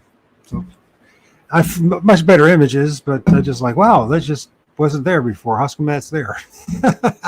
Just think, if we can crack this, how many light years will be ahead? I think it has a lot to do with a lot of things that are much deeper than even Bigfoot and Sasquatch and cryptids, and as interesting as that stuff is. I think it's just, you start out at one level and you go to the next. Let's check out the ecto mist or the smoke. Let's do that before we even do the. One came home with you, huh? Constance? Oh, this is your stuff. Yeah. Oh, Constance said she's got a hitchhiker. My feeling of the situation at this point is they were always there, folks. You just woke up to see them. So they've always been around you. And I don't even know if the things even have necessity, need to, oh my God. Is that for real? Yeah, there's just a lot of stuff that's opened my eyes. I didn't believe in ghosts, and bam. I had a ghost. Man, I gotta do this. Dude, there's like a big entity with two freaking eyes looking at you. before the mist shows up.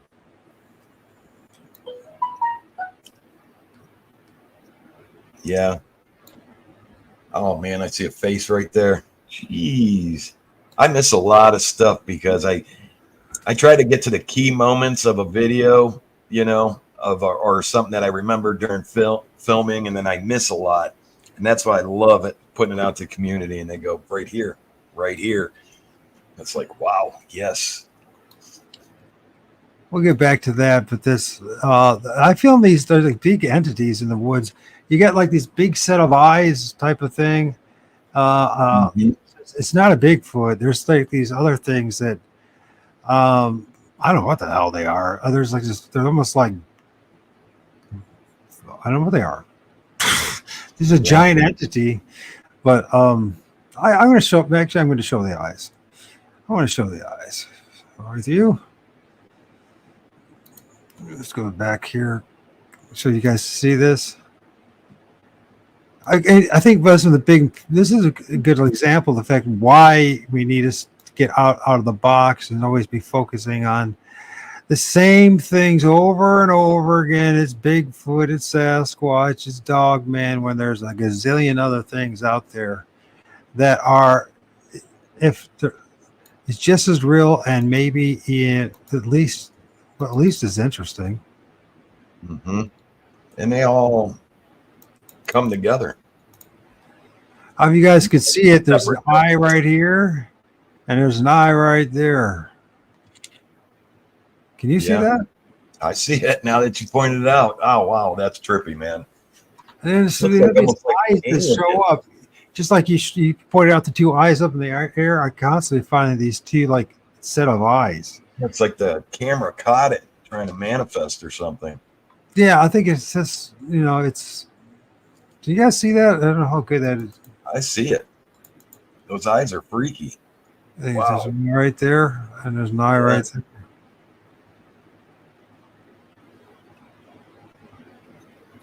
Sometimes you really get a really good image of stuff. But anyways, let's look at this. I think this is the ectomist part. So I got this on super slow, so you guys can see there goes the ectomist. And there's the eyes too with the ectomist. Do you have something to do with it? Oh wow, did you see that? It like something else came down to from the right down into it. That was strange. I wonder if I should play this beforehand. Thanks for your patience, man. Oh yeah, no problem. So it's still there. Oh, there's the eyes even more prominent there. Let's see. Start there. You're moving into it. There's the face right there. And then there's a dark shadow. There's a dark shadow that moved past that tree too. Which tree? The two trees that are to the middle left. This one or it's over here? No, middle left. Right here? Yep, those two. Yep. Yeah, if you watch when you went by real slow, there was a black shadow that went by it. You gotta back it up. Well, that was strange. Unless I'm just seeing things, but to me it looked like a black shadow. It's easy to happen, so it's easy to do. That, I mean, you can see. I don't think that it's a tree. Look at that. Something was moving. Right there. Yeah, it's a shadow moving. Watch the trees. Boop.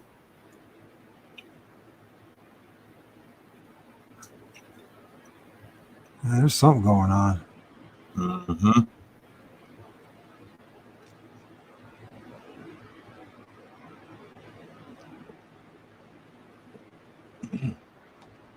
And so this, I mean, I don't know how you feel about it, man, but I think that especially if you have like these portals, if they open up, there goes, what's that? What did that mist come from? What is that? How did that? You weren't. That's when it just walked. Something walked right through me. I mean, do you guys see that? And you guys might not think that's that. I even go, what the?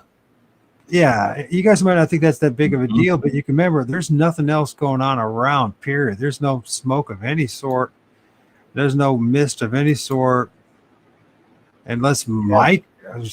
And it happened again. It walked up the trail, walked right past me. I take the camera and I'm going from left to right and I follow it. And it goes towards MT.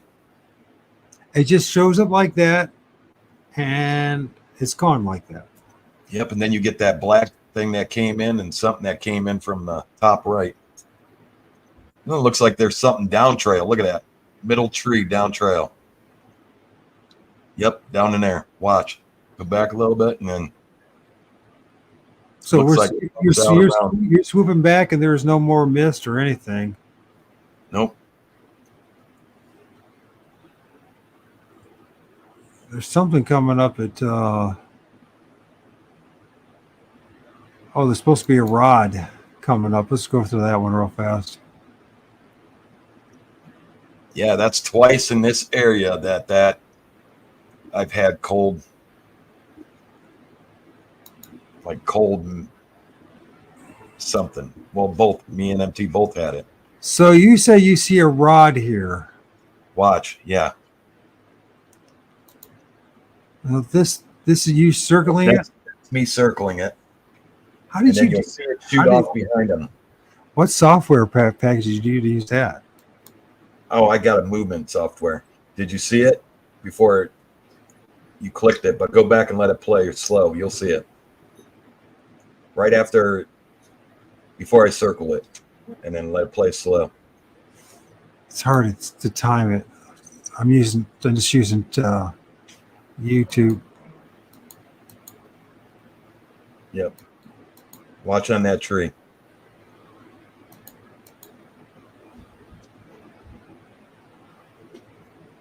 Oh wait, you know you can share too if you wanted to, you know.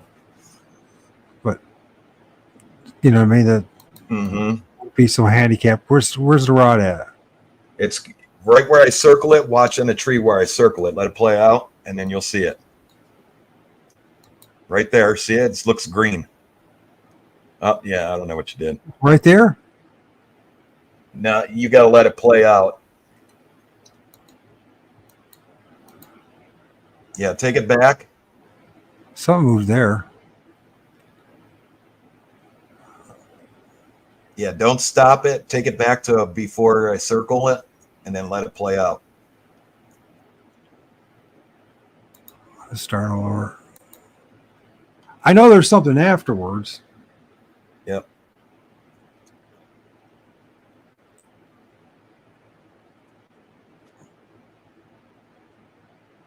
There's something there. Past them? Yeah, did you see it Yeah, go I past? saw that. I saw it.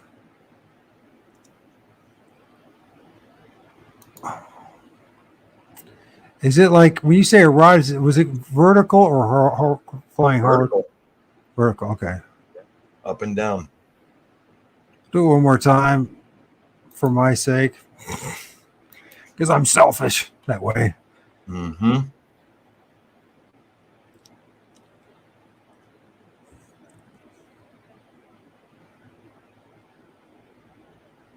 Yeah. Move.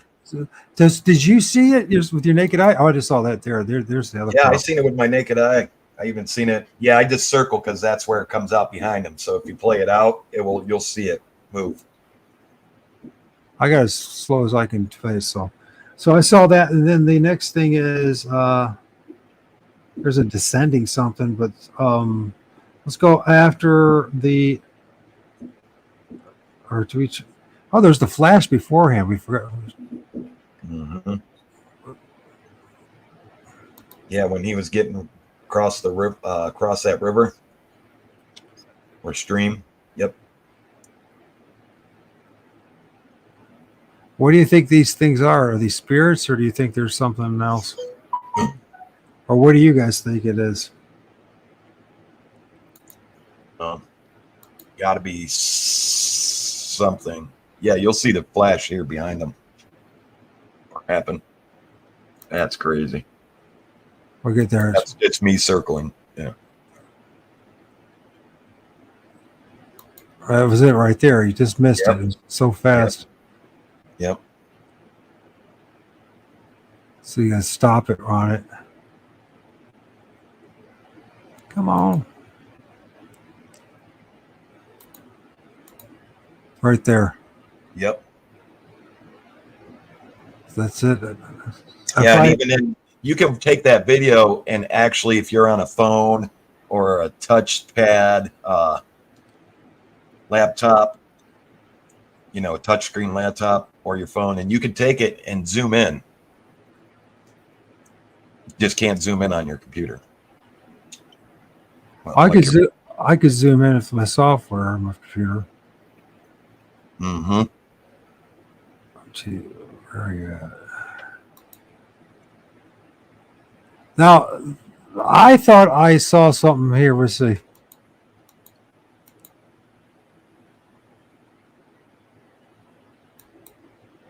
Did I get the timing wrong? There's a blue orb somewhere. Where did I see it? Lots of those during that video. Oh, that was right there. Is that it?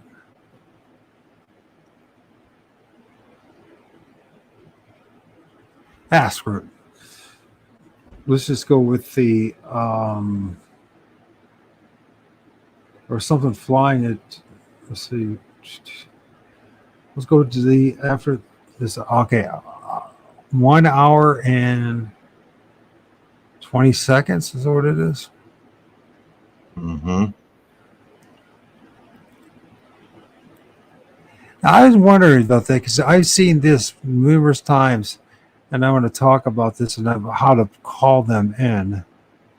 Or, you know what I mean by that is I want to have them pop up,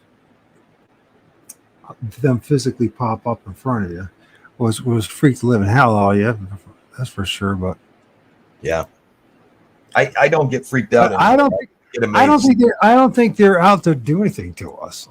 I think we're just. I think they're like all the. It's like insects or different strange creatures that we're just not used to seeing what they look like.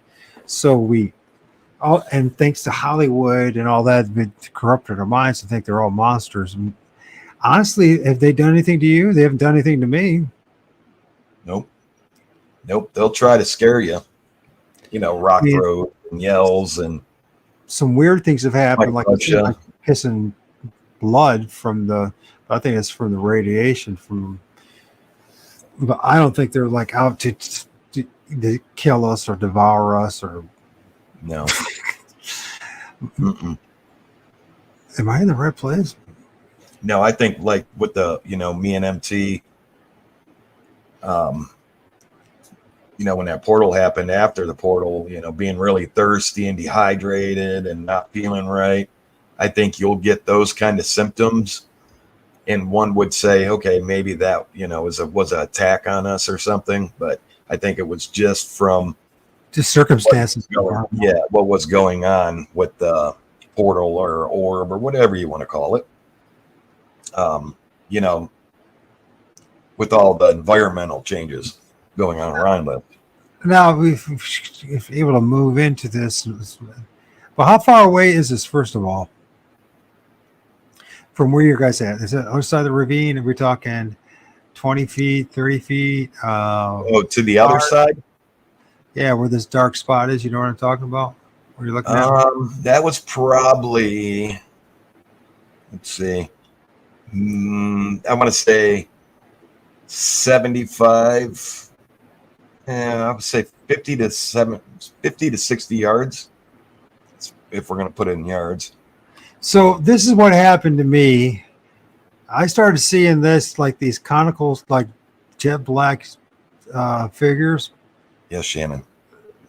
Right? Yeah. And then when I had that first encounter with those two, we saw two of them that night that popped up on the other side of the ravine, something similar to this, but there was a tree in front of it. And then the Crow Indians, he did his call, and I think Indians do a different call than white dudes do, to be honest with you. Oh yeah.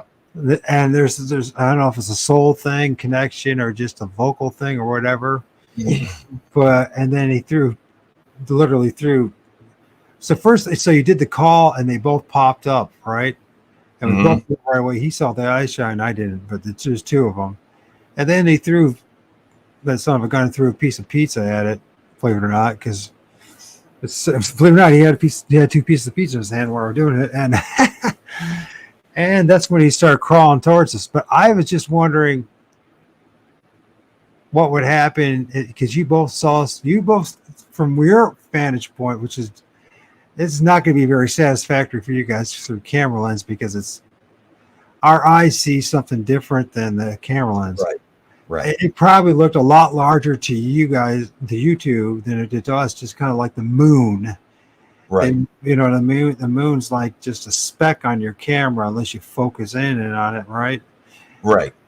But Correct. but with your naked eye, as big as day, right? Or big, it's not big as day, but it's big. It's, you see it in the sky, right? It's Right. significantly larger because of how Right.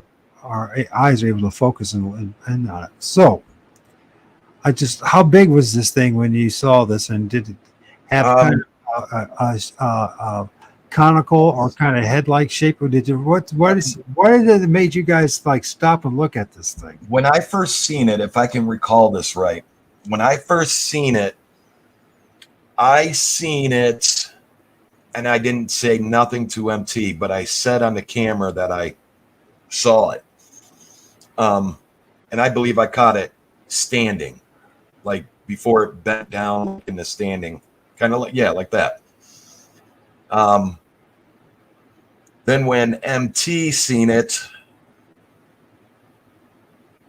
it was like kind of laying down on the ground. Then it got into like a sitting position. Oh, really? Mm-hmm. Well, how big was it? Tell us. Tell me, what do you think? From when I seen it standing to when it was stretched out, maybe it was crawling, because I believe I said that. Maybe it was crawling and then laid flat and then went into a sitting position. But I believe it was around 8 feet, 9 feet. Really? Yeah, when I seen it standing, and then when it was laying down. How far away is it? From when I seen it standing was probably 80 yards. Is it so almost the whole football length, field length. When I seen it first standing. How's it far right now for you're filming it? That was probably yard wise about 60 yards. You think it's about that far? Mm-hmm.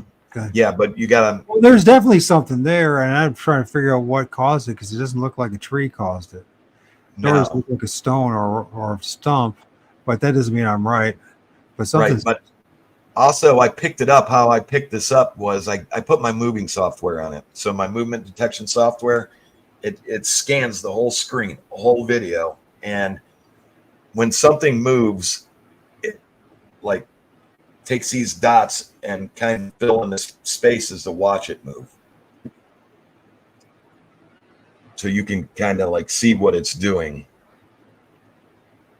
Right, I know. To the rest of you guys, I think this is really boring. This doesn't mean anything. But I mean, remember earlier with the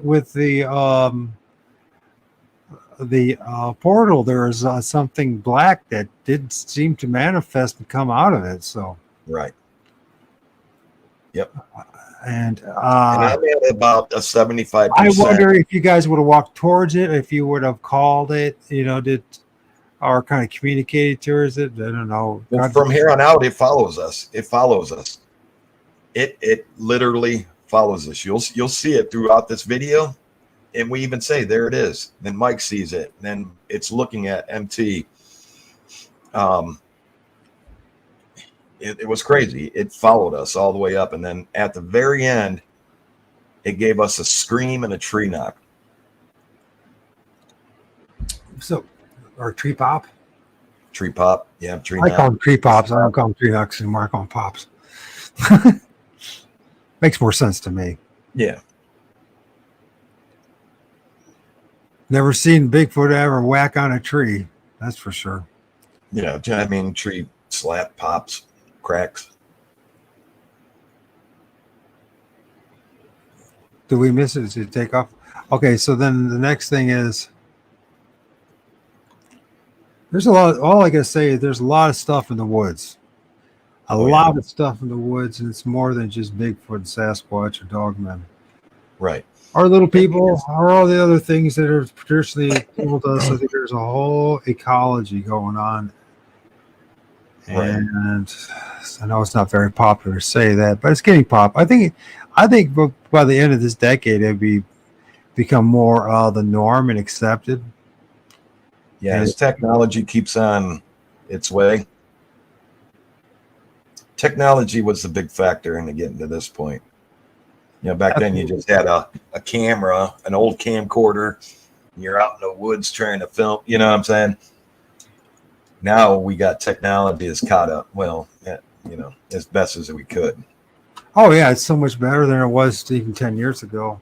Yeah, yeah. Far then you better. got older guys like me, and you know, out there with new technology. That's what you need to do. Mm-hmm. Yeah, but like I say this a lot. Not every snap Dude, pod. this automated I-8 drones, you'll be able to program these drones, and they're small enough to they'll actually navigate within the woods, not above the woods, not around the woods, but in between these trees. They already got the Chinese already got it down, where they got like these drone swarms that fly them through the woods. Mm-hmm. They avoid all the branches and all the trunks and everything. They can recognize it all. Right. Big thing is though, when you're out there, not every pop, crack, you know, snap is going to, you know, there's going to be noises that are natural for that forest, woods, wherever you're at. So big thing, like I said on my past video at Claim 9, is to go out there, get familiar with the sounds that, you know, the trees make. Familiarize yourself. So this is where the Eyeshine. So now, what's going on here, and how far away is it? Did you guys determine whether it's not? I mean, could it have been a deer or an animal of some sort that we know of, or is it? Play that. Let me see, because I believe there's a ravine in the back. That's going up a hill. This is the spot where you say, "Ah, look at that! There's Eyeshine." We'll play it a little bit earlier, a few seconds earlier. Because so there's the portal. There's a thing that pops out that's now seems to be interacting with the trees, and then you have this black shadowy thing in the ground that's following you, and then the next thing is this Eyeshine. Now you guys have done better things. We both know that, but still, as far as film, this was on the way out, wasn't it? Yeah, this was on the way out. So, yeah, we didn't have much battery left on anything. Something going on right here, right? If I'm right.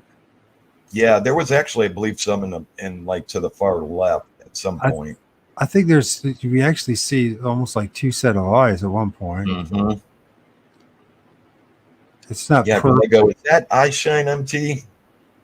And I believe he was down trail. I know if you guys got a phone, you're not going to see it. But sorry, I should have blown. I think I got it somewhere. I've had enough time, and I wasn't so busy. I would have. Yeah. I might have. Hopefully I would have. Yeah, just remember, everybody at home, you can watching these on your phone or anything. You can actually grab the screen and widen it out to zoom in anywhere in the video. So the Eyeshine is right here. Can you see it? Can you see the Eyeshine? Yeah, I can, but I'm on a big screen TV. Well, that's the important thing, I guess. As long as you, sorry, folks, as long as you can see it, then we're both communicating on the same page. Yeah, but I believe there was a couple sets in here, a couple sets on the way out that were following us. There's something that impressed me, whatever it was. Yeah, there's something going on right here. Mm-hmm. It's not a leaf.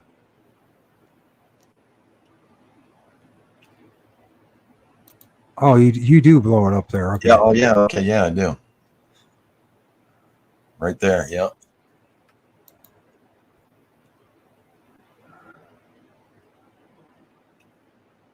Yeah, and it looks like it's turning its head.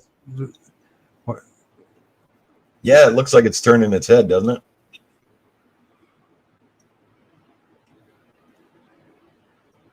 You know, it'd be good to have some software to be able to lighten it up or change the contrast on it. There's something there. Yeah, there's that software. They have software editing programs like that, but I can't afford that for software. I mean, it's like some of the software is like in $800-900.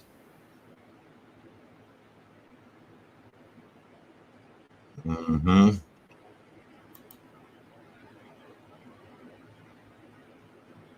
Yeah, it looks like it closes one eye.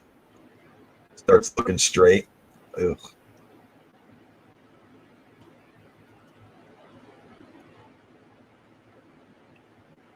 It's almost like he's got a retina there. Is this, could this possibly be a head right here? Possibly. I'm not saying it is, but there's something going on here too. Yeah, I see it's darkening and something going on by that tree. That's going on.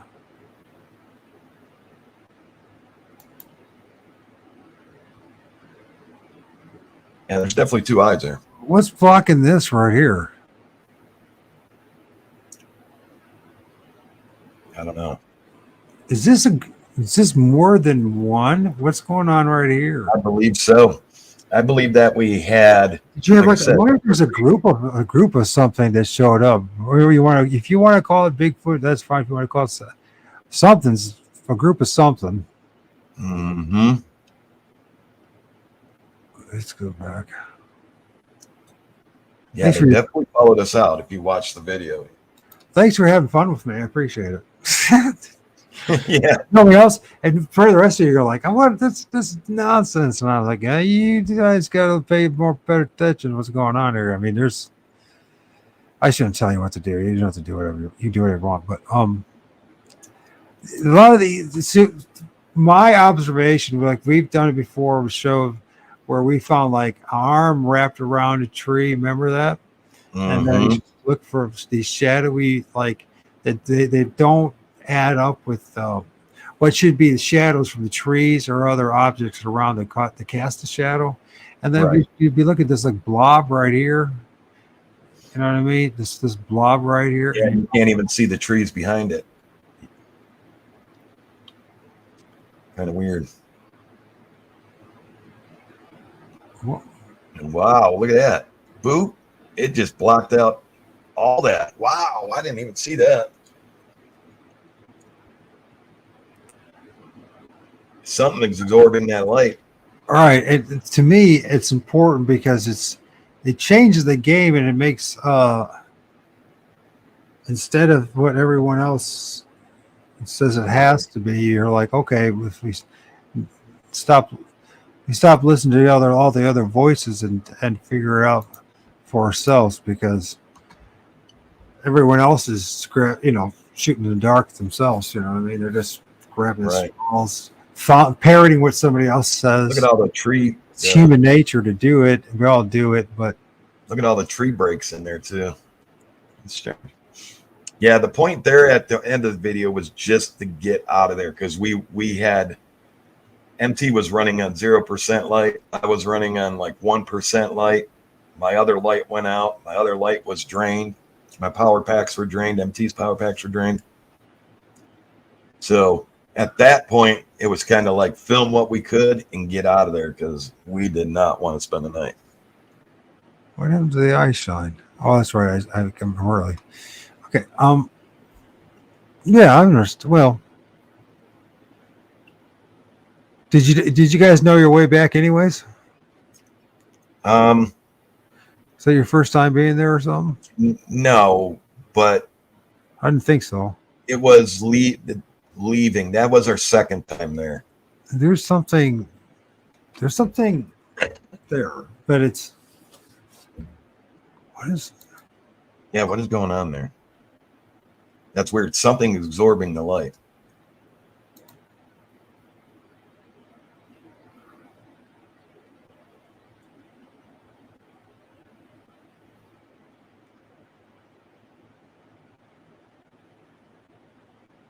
Something's going on in the background there. Sorry for me not talking. I just not that anybody wants to hear me talk. I just there's something But there. although you're running this in slow-mo, right? Yeah, so we can see it better. Okay, so I would have to go back, and I'm going to actually rewatch this whole video. There's something going on there. Yeah, there's something definitely going on.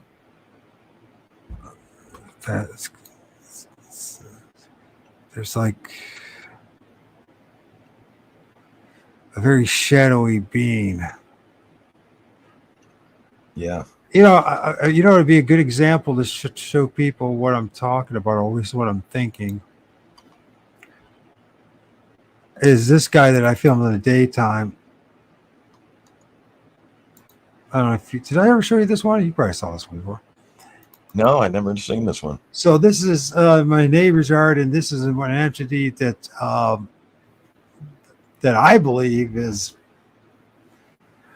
what people are what we're calling grassman, but it's not its full manifestation. And you can see it's wrapped around this pole. There's a neighbor's yard or its house, and you can see this would be its arms. Yeah, you can see his, the back. You can see this is almost like his head. There's an eye there, an eye there. But you can see that it's not part of the tree, and it shouldn't be around there. It's very shadowy, very how do I say it? It's like, well, it's a very bad it's like a gazillion dots forming it. So like, and that's forming, turning it into something, right? Yeah, it looks like it's going like this. Yeah, it's wrapping. It falls around the looking from the side, like this, like looking like that. Yeah. Yeah, I can see its eyes, nose, mouth. It's not perfect. It's not manifested, but it shouldn't be there regardless. Nothing should be there. Right. And I should take a picture. I should share it. Where is that? Someday I'll do a before and after. I'll take a picture sometime and show people that there's nothing to be there. It should just be a tree. And this shadowy being, very large being, just starts materializing. I think it's the same thing as what we call Ohio grassman. And I know that makes this, it's going to upset a lot of people what I'm saying, because they want it to be strictly flesh and blood being, and I don't think they are. But until proven otherwise, my theory is just as valid as anyone else's. You know what I mean? Right. Yeah, you can't. I mean, we got to keep grinding. You got to keep grinding and grinding and grinding. But like I said, we need more people that are willing to talk about it, you know? Well, at least they're starting. A lot of guys are either old hats or old timers, and the guys that have been in the field for a while are at least willing to start talking about like the orbs and all the high straightness that goes along with Bigfoot. Right. When they weren't. Right. Because it all had to be like what Jeff Milgram had to say, you know, because obviously he's an anthropologist and runs the department at a university, and certainly he knows better than the rest of us. As we're turning out that he doesn't know better than us. He just knows a whole lot about footprints. Yeah, you know what your area is, you know. And I bet you anything that when he's at this point, all the time he's put into it. See right there, what's going on there? It's almost like the two eyes are shining right now.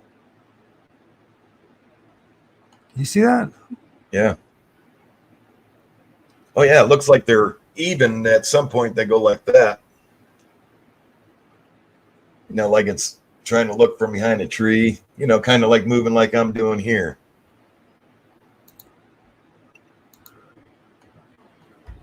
Yeah, see how its head's tilting? Uh-huh. Tilting there, it's almost straight. Like it's looking straight at us. I know it looks you can see something, it's lighting up its face. You know, like the light from the flashlight is hitting its face.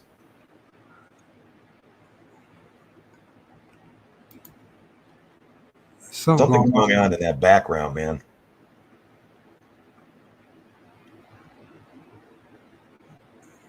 Yeah, I don't think it's probably not alone as usual.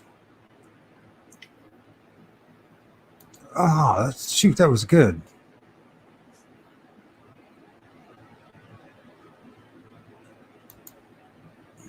Damn, did I get in the right spot? Did I lose it?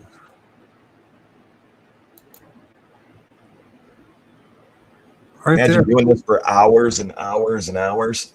I mean, There's we've done it. there's something right here too. I don't think that's a branch. There's some kind of arm or something wrapped around there. Mhm. Yeah, well, you have to, Yeah, unfortunately. because you're filming it.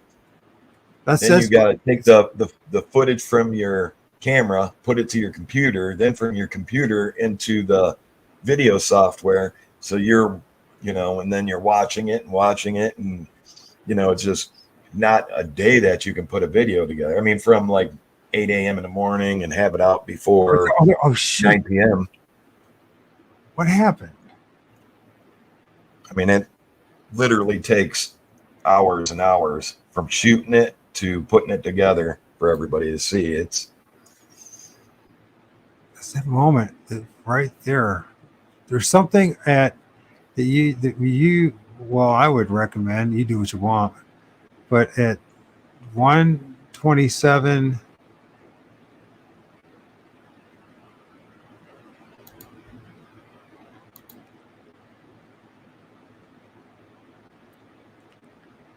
I miss it.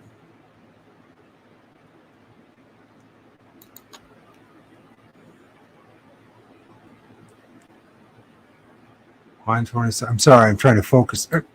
yeah.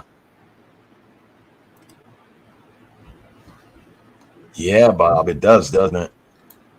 Bob says, Jack, that looks like the guy that came out of MT.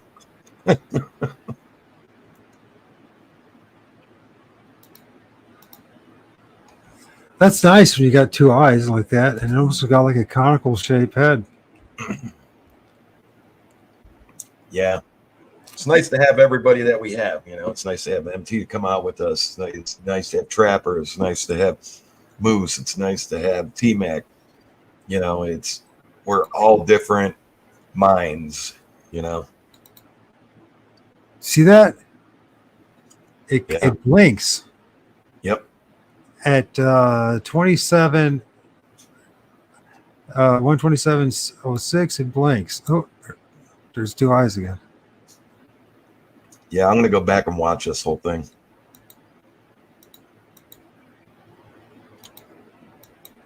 I'm seeing some other things that are just popping out to me. There's something going on in the background back there. There's a better image. Okay, well, I'll blow this up and then we'll finish up here. I appreciate you spending your time with me, bro. And I know, and everyone else, I know it's like, wait, there's got to be something. I need to stop this. I'm sorry if it's just part of the tedious part of the job. So that's for me. It's like for every one great image, if you end up finding or capturing, there's a lot of time behind just like really looking hard, because to think that's because it goes back to the chaos of the woods and the chaos and so it's like it's very difficult to even know what to look for, you know what I mean? But this is interesting because if you look at it, you can see the eyes.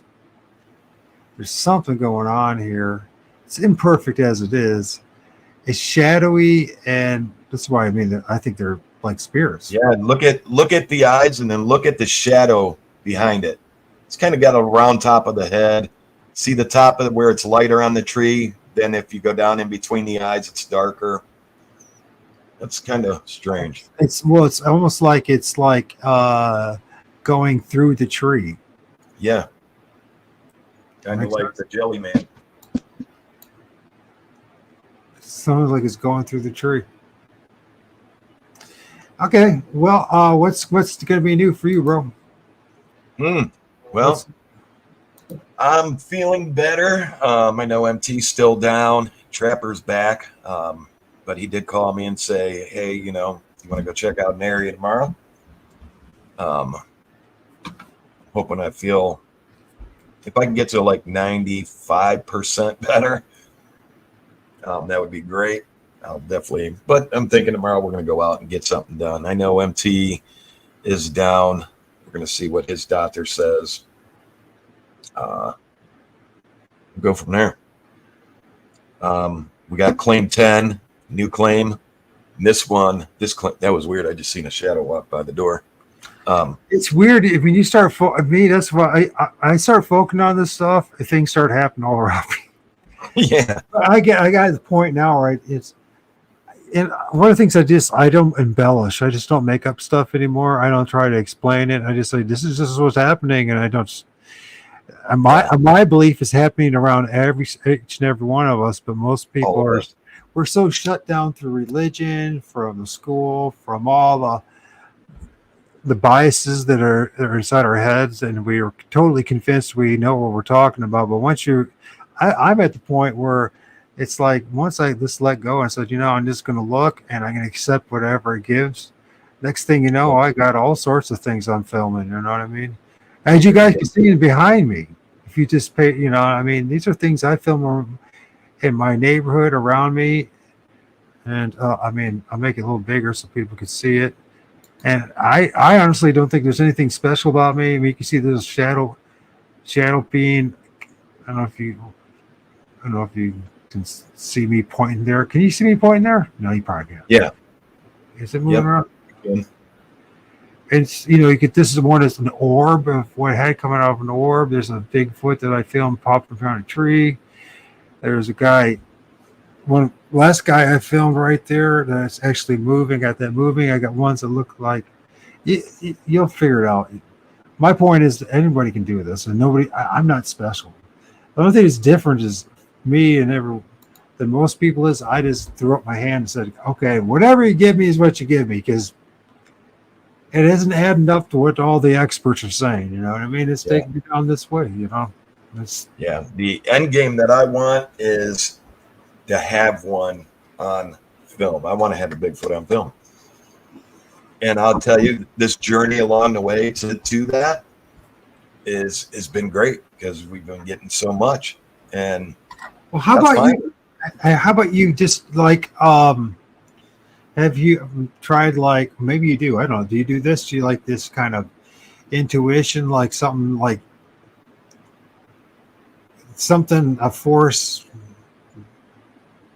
If you start talking to these things in your head, basically, and just communicating, not acting like a goofball or trying to, promise this, that, and everything, like people interact like they're God and all that. I'm just like, like mind speak to them, and and then let that kind of, hey, you wake, how like you wake up in the morning and you have the amazing lucid thoughts, and then we lose them the course of the day, or going to the bathroom or waking up, whatever. And if you just follow those impulses, or what's the word? I'm losing it.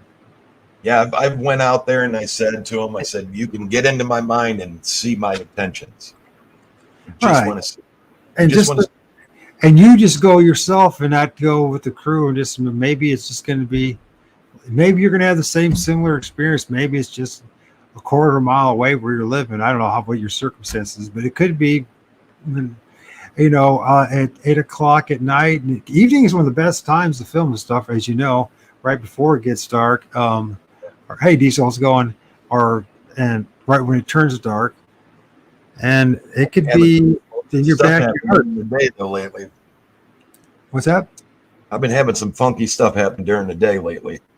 Yeah, my best image I filmed during the day. There's everything people looking at right now is in the daytime that I film. Mm-hmm. But if it's there, it's there. It's going to happen day or night. Yeah, I don't. That's how I do it. I don't fight it if I don't feel if it's not the urge there to do it. I just don't bother. Yeah. But if something says, it's like planted in my head and says, go to this place, go to this place. Yep. And I'll start just taking pictures, and I'll just, going back to this thing too. Of course, my problem is too, is I have MS too, so that's screwed up everything. But even when I, it's God bless you, like I got the cold or something. But like the trees there, you know what I mean? The edge of the trees in the forest is one of the best places to film stuff, believe it or not. Mm-hmm. It's almost like the edge of the forest is like a canvas. So this electromagnetic canvas. And somehow the camera interacts with the edge of the forest better than actually at times probably most of the time on the edge of the forest than it does inside the forest. And catching energy coming in. What's that? Catching the energy coming into the forest. Yeah, well, I almost think like the edge of where the tree line is, that's almost like a canvas for it to, and the lighting is best it's going to be, and that's almost allows these things to be, well, for me, is best placed for me to film stuff. Also, going back to this whole thing, if like a lot of woods or a patch of woods or forest, if we can recognize, at least for me, like you guys just decide what you want, but I see it as a living entity at this point. I don't see it as a group of trees, and although it is a group of trees and it certainly has different species of trees and has a lot more going on, but it's like a sentient living, that patch of woods is a living sentient entity. Right. And somehow, man, it can provide, it can give you images and interactions and with these beings. Right. I've even seen Field of Dreams movie. The forest reminds me of cornfield. Yeah, in a lot of ways, man. Absolutely. Mm-hmm. So thank you for your patience, everyone. We spent almost 3 hours doing this, and I don't know if did we cover something that was worthwhile to you? Was it good? Was it good work? Did it interfere? Yeah, it was good. Yeah, I mean, there's so much in that video. There's so much that I could just sit and talk about. You know, I mean, I could go on. I say maybe I should write a book or someone write it for me, and I'll just talk. Yeah, write a book. Why not? I think a lot of people will buy it. A lot of people like it. You know, you're the cameraman. You know, you almost got 10,000 followers now, and I mean, that's for what we do. That's actually pretty good. You know what I mean? I know there's other guys that have like 100,000 followers, but you know, you're doing it on your terms, and you're getting 10,000 followers. That's just it's really good, actually. So, I mean, we're going down a path that most people think we all. Let's be honest. 99% of the world thinks we're batshit crazy for what we're doing. Yeah. And maybe we are, but then again, I think everyone's batshit crazy at this point. So I don't know how you cannot be living in life as well. So be worse things in life, Mike. What's that? There could be worse things in life. Yeah, like existing in the mundaneness of this world and losing your imagination, the loss of your imagination. And I honestly think the imagination is more than what people realize. I think it's an interaction with the ether and the beings around us. And I think that if you allow them to, if we don't be afraid of, it doesn't have to. You don't have to be a sorcerer or a witch or whatever. If you want to do that, it's your business. You know what I mean? What I'm trying to say is, you don't have to play some game or be part of some group or take on a label to experience a greater aspect and more broaden your horizons, understanding the realm that we're in, and not act like it's like. Once you get past the thing that when you start realizing they're not monsters, none of them are monsters. They're Right. creatures and beings that were created just like, did we have a choice in how we were created in this realm?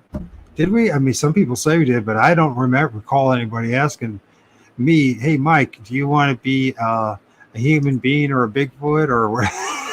Yeah, you have a purpose in this lifetime. You were here for a reason. I can tell you, it's not to build cars, and then it's not that.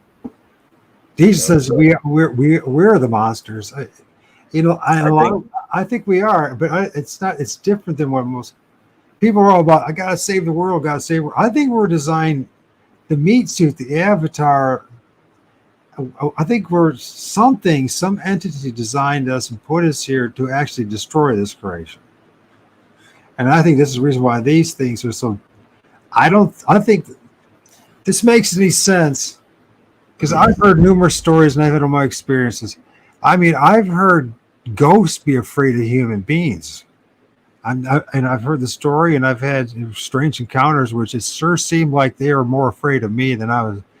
But, because of our indoctrination, we see these things as monsters or as demons or as, jinn or whatever it may be. When really we don't really know what the hell they are.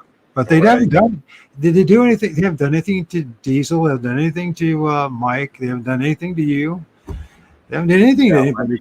I've had attachments from ghosts, but did it hurt you or just freak you out? Freaked me out. That was it. Because we're not used to it. We don't understand it, right? Yeah, but once I fought back and it fought back and then I fought back harder, it took off. Thank God. You survived, right? I mean, did it hurt you? Did it do any damage to you? Or you just scared? Because I had that experience too, right? I mean, I had that one hell of experience in 2017 for 3 days. I was living hell. My second encounter with a Bigfoot, what I believe to be a Bigfoot, and that came out of a tree. And then after that, it was High Strange was my place and around my place for 3 days, and culminated at the end with my neighbor upstairs, my friend Mike, another Mike, who has nothing, does not the least bit interested in this stuff, ends up seeing one himself. It's 3:30 in the morning as I drove it. I scared it off my front porch. Yeah. and he saw it when he was pulling in the driveway. So, but no one got hurt. I think the biggest problem was I didn't know how to deal with it. I was listening to the wrong people, and I was doing the wrong things. Right. Does that make sense? Yes, it does. And yeah, I've walked away from people that had no good intentions. Well, I'm talking about people that did have good intentions, but they just didn't know what the hell they're talking about. Right, and that's what I'm saying.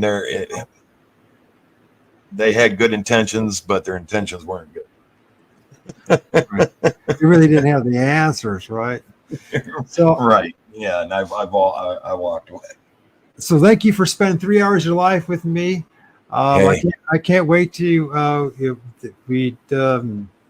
wouldn't mind in a few months or down the road, or maybe in a slow week that the crew join me and we'll do a round table, talk about things, how we see things, and let's do it. Especially you got some of them. It seems like who's the guy? There's a new guy, Tim. No, who's T-Mac? T-Mac, is he new? Yeah. But he sounds like he's been around the block. He seems like he's seen some things. It'd be interesting to bounce off ideas. Yeah. How does he see it, this stuff? Because he seems like he's more of the flesh and blood type. He's new to it. I'm not going to put nothing in his head. He's new to it, but he's coming along. He's coming along, man. We're here to help him when he wants answers. I'll give it to him. And it's nice to see someone else new to it doing this and going out by themselves and then getting the footage and sharing it with us, and then but he's new to it.